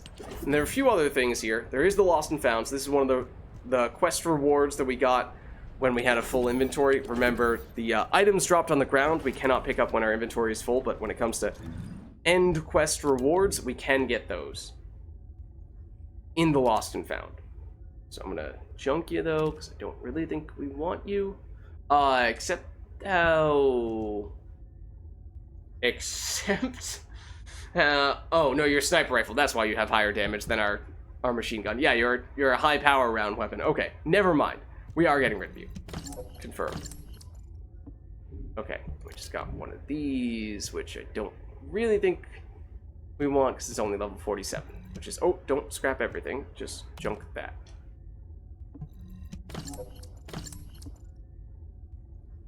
That seemed like an oddly high number, which made me a little suspicious.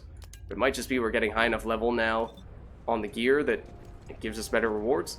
Okay, so there's all that stuff from Lost and Found and from the mailbox. That's all good, but one other thing, navigating the UI that I was able to figure out was, let's see if I can find it again. Oh no, not on this page. The season pass, or the season level. What does that mean? That was a question that I was asking earlier because I wasn't entirely sure. Basically, it is related to the battle pass. I haven't delved into this too far, but the battle pass is something that you pay for that gives you bonus rewards. So it is something that you have to purchase with real money. I don't believe it's possible to get it with just in-game stuff. However, the season level is what determines how much stuff you get from this battle pass, and it is still possible to progress your season level before you purchase the battle pass, if that makes any sense. So functionally what that means is, if you don't immediately buy a battle pass, you can still make some progress so that when you do ultimately purchase one, you have a little bit of a head start. If you don't ever purchase a battle pass, then I believe, from my understanding, your season level is completely irrelevant. So, depends, person to person, whether that's something you ever intend on doing. Okay. Oh, the account mastery, the master hands stuff, the master rank. So yeah, the character level you get from killing enemies, completing missions. The mastery rank is, does it even tell us here? Completing missions, raising weapon proficiency, or leveling up your Descendant. Similar stuff to the character level, but for the most part it happens just a little more, significantly more slowly, and it is shared across all of your characters. Okay, did I remember to store the thing that I said I wanted to store? I know we went back and forth between this thing. Also the mailbox, wait, it's not the mailbox, I want the storage, it's actually over here. Hopefully I did not accidentally scrap that thing. There you are. Okay, let's store you, and let's store the legendary item, just because we aren't really planning on using it right now, and does make me nervous anytime we disassemble all of our stuff in our inventory, even if the game doesn't auto junk anything that's ultimate rarity. Still makes me feel a little more comfortable if we don't run that risk. Oh, I think that was the sound of a Steam message, which does not happen very often. Out of curiosity, hold on. On this, is there someone else who is currently playing who might have sent us a request of some variety? Potentially? That is someone I know. Maybe that's what that was. Let's accept his friend request. Okay, so let's head back, because we did have a big mission that we were looking to wrap up here. Okay, given the frequency of that sound effect, that makes me think that someone is legitimately messaging me on Steam. I will check that once we are done. But there's a chance it's someone trying to team up with us right now, but I'm not sure how much longer we're going to be going for, because it is already a little bit past midnight on a workday. So, I'm thinking this is probably going to be the last thing we do here. So let's just... Oh, it's right here. Let's just try to wrap things up with this mission, because it should be a big one. It should give us some more big rewards. The game still keeps the similarities with Warframe, and the levels up give you the level ups you get after using one of those things reset your character level, do not affect... Oh, yes. Correct. So the things we were looking at before that reset your character level but give you one of the symbols here. In fact, this is what it looks like. You know, you can assign an additional symbol here on any one of these spots, any one of these symbols. It will reset your character level down to 1. Here you see, it won't let us do it technically because we're only level 21 out of 40, but it only resets your character level. It does not reset your mastery rank level. True. Yes. Correct. Okay, but let's jump in here. It is technically going to be difficult for us, as we are still a little bit under-leveled for this area, but we did make some upgrades to our weapons, so from an offensive standpoint, we should be half decent.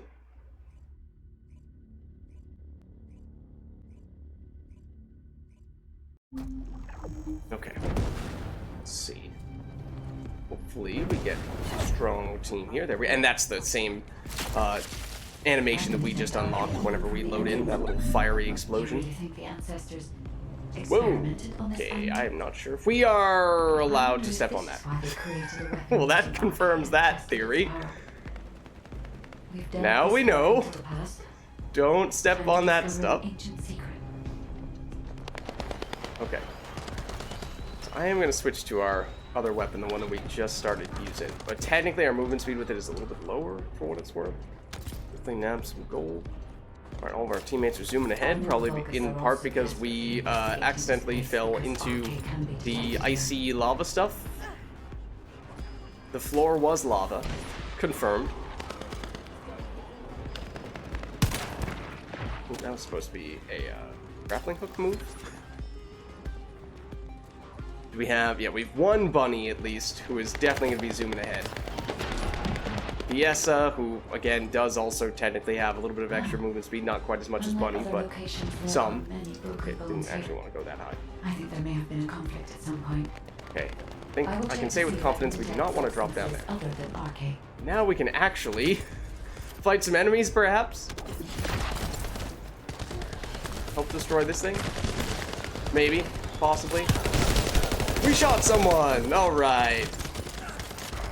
This dude looks nasty. Let's get rid of him. I'm loading.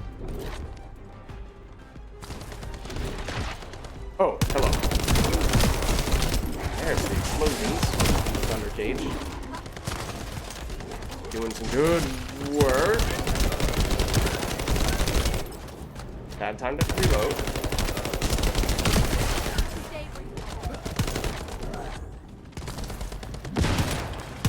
Oh, never mind. They got it. Okay, now we're seeing some level 51 items. So again, just a constant, the further you go, the stronger the weapons will be. So it's always a bit of a matter of just how often do you want to stop to min-max stuff. Okay, more of these types of things. Despite my expectations, Do they deactivate when a teammate makes it past them all? That's what it seems like. Oh, okay, we'll take the level. Because they were there and then they deactivated once some people started zooming through. And it seemed like that kind of happened in the previous encounter as well. It's my power. Oh, they spawned behind us. That is a spawner. Right here. Okay. such a powerful weapon. I want to know. If there were any ancestral facilities still remaining, we would have been able to Toxic gun barrel sounds like something we might want to use on Freyna. This looks like important use.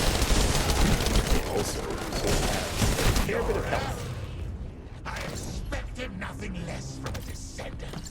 Lord Corral needs your arcade to obtain the last ironheart. Sometimes there's, in these types of dungeon missions, around now there's one enemy that has armor who's a little bit bigger, who drops some good crafting materials, even if he's not a full-blown boss. So I just want to make sure we don't miss that.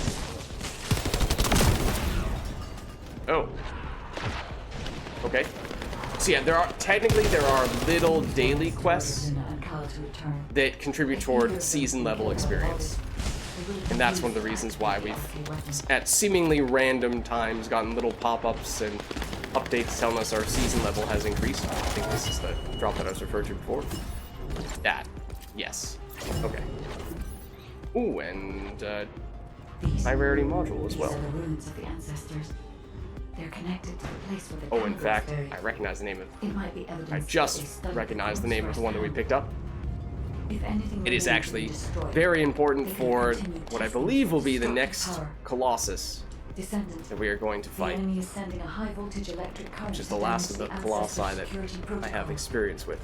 Boundary algorithm analysis complete. We must destroy the enemy batteries. In sequence. Second enemy battery confirmed. I will try to remove the security protocol.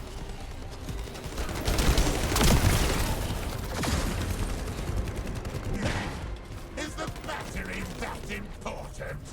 Are you afraid of me? The removal is almost complete. Also, it kinda seems like Destroy the last battery and protect. maybe not all of these dungeon bosses, but most of them seem to have the same voice actors. This ironheart needs arcade.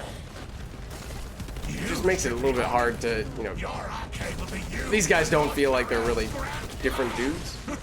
That skill looks different though, pretty sure. Those are destructible and presumably they look like they would deal some kind of toxic damage to us. There is the big dude. Okay, granted I chose the worst possible time to break out our ultimate. So he's about to go through his invulnerability phase. We'll hit these with our ultimate instead. Not the other. Excuse me, his orbs have invulnerability as well? That's illegal.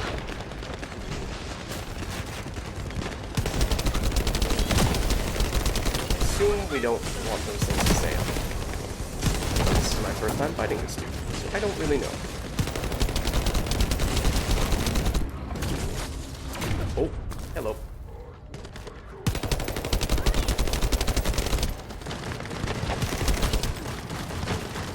Let's try this.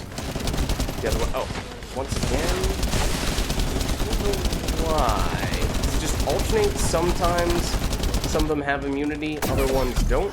So you can kind of see when it has that little white aura around it. Ow. He has damage over time, and I was stepping in one of his poison puddles for a second there. That's immune, that's not. I need help now. Oh. Yes, I'm up here. My shield is down. Oh, and we're down as well. Okay. Perhaps that damage over time is pretty strong, and we might have collectively underestimated it. I'm just trying to get out of that damage over time area. My shield is down. Seems like our circle there usually goes down over time. Yes, I'm ready. It's functionally a timer, preventing, limiting how long your teammates have to revive you.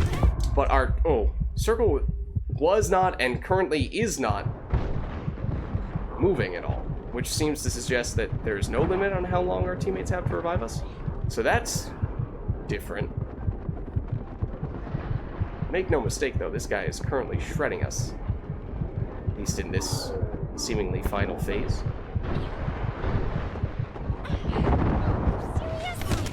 Damn it.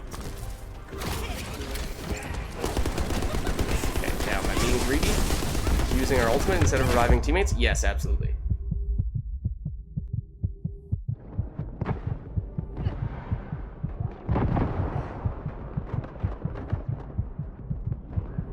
Can we pick up this module?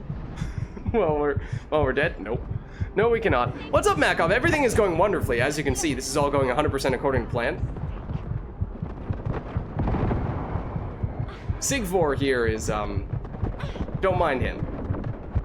He's our latest and greatest new friend. He just doesn't know it yet.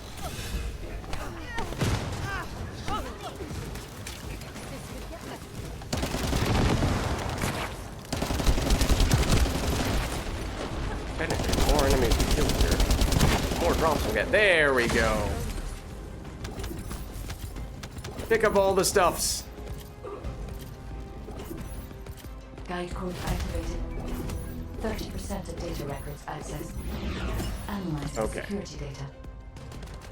Analysis complete. Let's take a quick look I have at the discovered goal of rewards the here, development of the arcade weapon.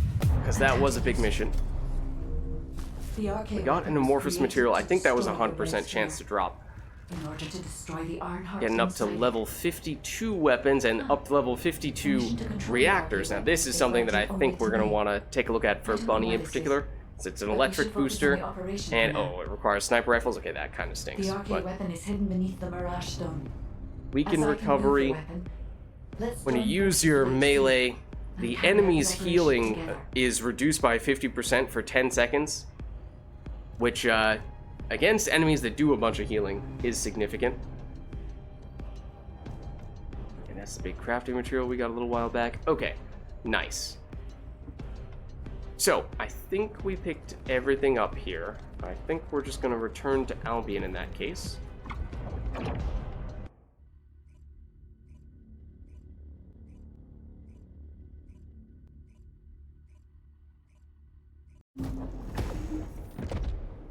And who are we supposed to check in with here?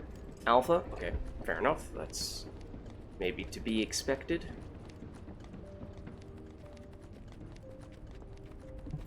So I think that previous mission was the one that gave us, or one of two missions that would give us a chance of getting a Sharon item, so we're not quite there yet, but if we do a little more farming, that becomes possible.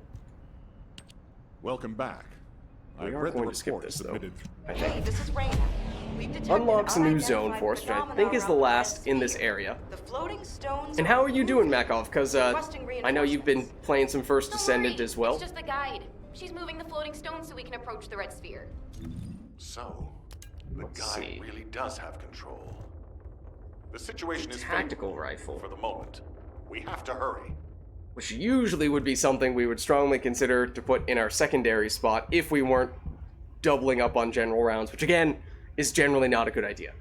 But you know, if we were to dump the Thunder Cage and basically say to ourselves, well, at this point it's 6 levels under leveled, and maybe we'll wait until we find some other high level weapon to use as a sacrificial lamb to bump this even higher. We dump it for the time being, make you the primary, make you the secondary, and then just put the Thunder Cage back in storage. That might be worth doing. Oh, also, which one of these is better? This one is, theoretically. Because that has a 7.2% firearm attack bonus, and weak point damage on a weapon type that has a lot of accuracy. Yeah, we'll take that.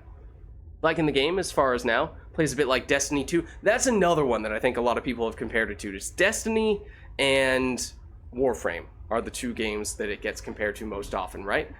And admittedly, I do not really have experience with either of those games, but yeah, for people who are used to Destiny, then, oh, this is not the place where I wanted to go. This is the place I wanted to go. But yeah, for people who are familiar with Destiny, that's another good comparison. Okay, so let's dump you. And by dump you, I mean put you in storage so that we don't accidentally get rid of you. And then, oh, the high-level reactor for Bunny that we might want to use. Even if it is sniper rifle oriented.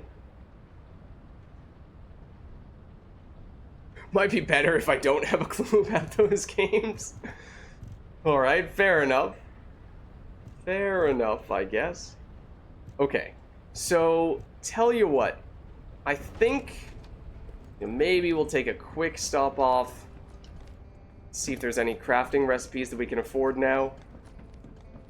In case we happen to get the last material for them, but otherwise, I think we might wrap up here. So, although we do just have one more section, it is starting to get pretty late, and I have a bit of a hard stop, or at least a harder stop than usual, because I do have work tomorrow morning, so I can't stream too late today.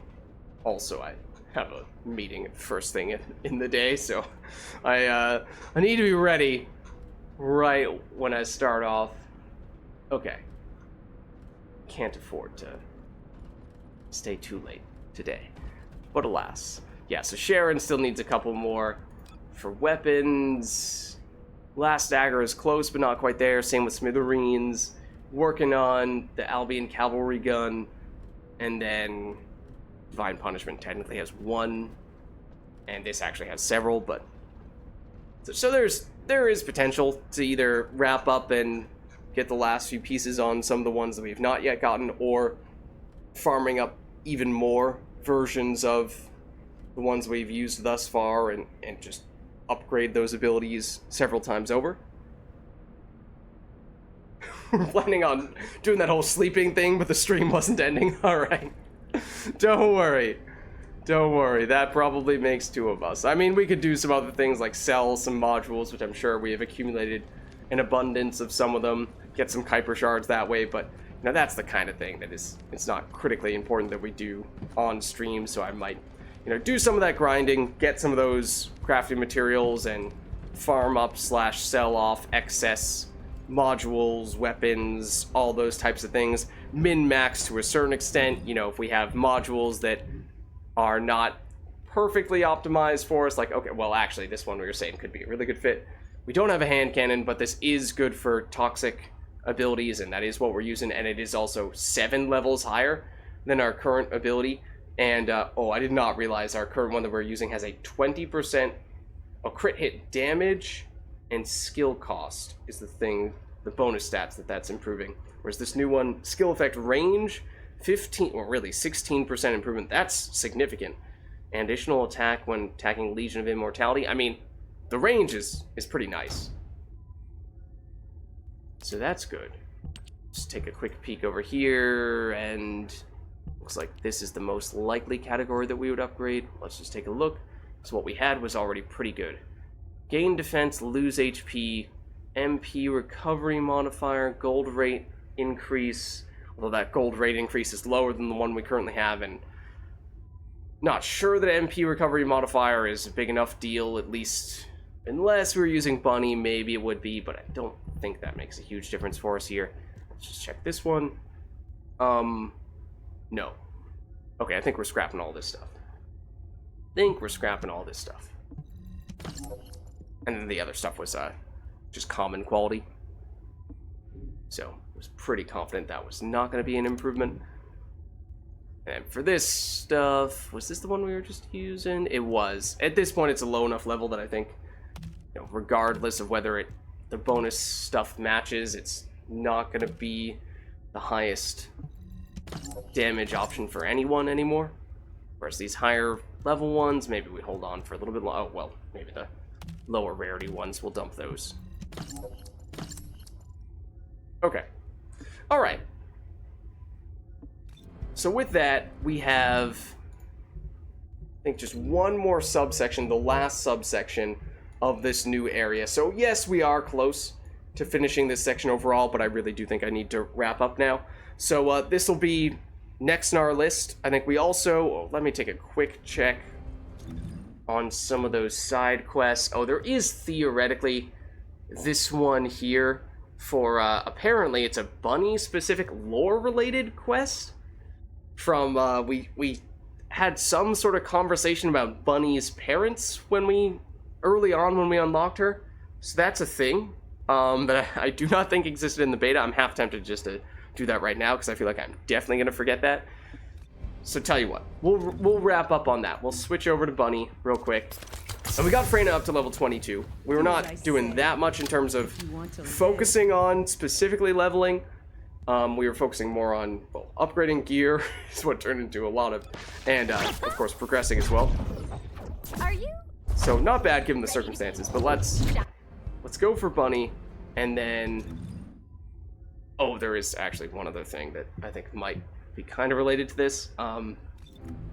So it's a quest to read the records regarding her parents. So where is that? That's, I believe, under here, under journal. There's awards, which we have not really focused on much, but this is actually some things that we can get bonuses from, or little trinkets and whatnot that we can get, that we just already have completed several of them, but haven't cashed them in. Okay, let's check this. I knew my mom and dad were soldiers, but I had no idea they were involved in such a top secret operation. Okay, I'm curious if we can skip this and Files still are pretty unclear. have it work. I need to find more operation records. Maybe while she's If I talking. follow the trail, Maybe while I she's might be able to talking, find a we'll do leader too. the other rewards from the journal. So here, you see things like acquire Bunny.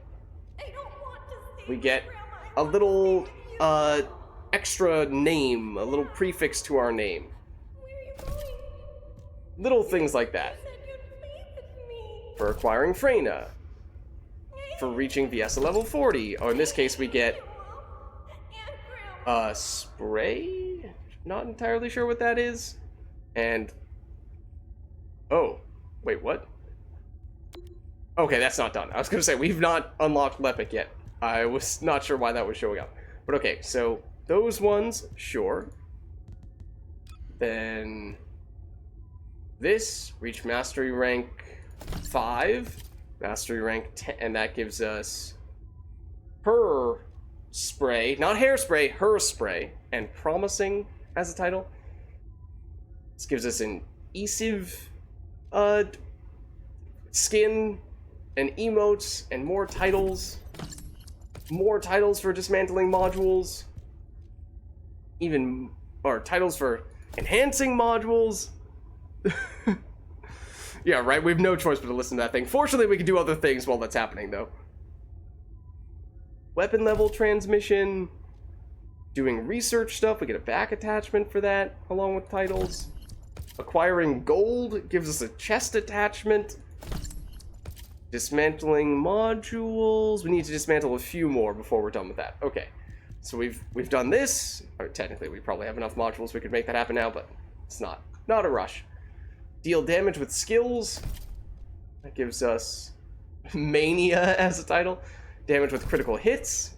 Gives us Lethal as a title. Status effect spreader. Spreader? I'm not sure I want that title. Unusual status effects. Status effects received. Okay, gives us Peculiar as a title. Alright, done with that one. It's mostly titles. Intercept battles. There are 5 of them. There are 15 of them. As I said, I did several of these in between streams. A new paint color from defeating the starting Colossus twice. Then a new paint color from defeating the second Colossus twice. Then the third Colossus twice. Then also the third Colossus. Oh, 10 times. Apparently I did that. The Dead Bride, the last one. Get gold from that. Okay, so yeah, and then so it looks like, you know, you defeat a boss 2 times, 5 times, 10 times, 20 times, and you start to get more and more rewards from that. And there are lots of different paint colors. So that is something that once again we can do more of in the future. There's a whole bunch of this stuff. Firearm cleaning? Oh, it's an emote. Okay. I was like, what? It's from clearing all Kingston battlefields, complete the Infiltrate Master Lab operation, which I think was one of the dungeons. Prefix for that. Complete a different mission, get Slumbering. Complete a different one, get Collapse. I mean, we don't need to look at what all the individual titles are right now. Maybe off stream I'll just pick a personal favorite. Some emo. I guess I'm more interested in seeing what all the ones for specific areas I think are generally for completing specific quests in that area or optional quests and making some progress on those. Sterile Land. Void Fragments. Okay. I did do some Void Fragment missions, which I think we might have done a tiny bit of, maybe, on some of the previous streams. Basically, they're the places that you can, the little structures you can only attack with certain element skills, so you need to have a specific character with a specific type of skills to be able to do those encounters. So it's not something you can just walk up and do all the time. Infiltrate the unknown laboratory, eliminate a large number of enemies in the area, lots of stuff. Vespers, clear all the battlefields, 6+ waves on the neutralized void experiment. So many of these things, right? I do not currently have a fire character. I think that might be... I don't have a non-element, and I don't have a fire character yet. Or what do they call it? Non-attribute. I have electric, toxin, and chill right now. Alright, so I think we'll just cash all these in. Let's not really focus on what exactly they're coming from. You get the idea. At this point, They're mostly just titles. Okay, and we've not gotten any from the zone we were just in. Okay, well, maybe because we technically haven't finished it yet. Fair enough. Okay. Don't know what the award points actually do, but alas, that is a thing. Is the points?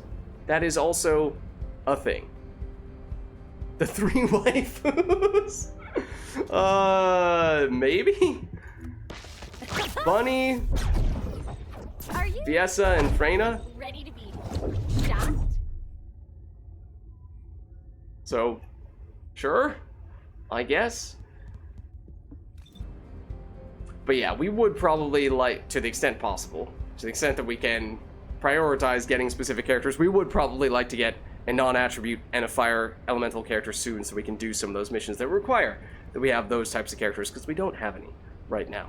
But as I was saying, I think this is probably a good place for us to wrap up here, because I do need to call it a night. But we made some good progress. We got a new character and made some decent progress on that character.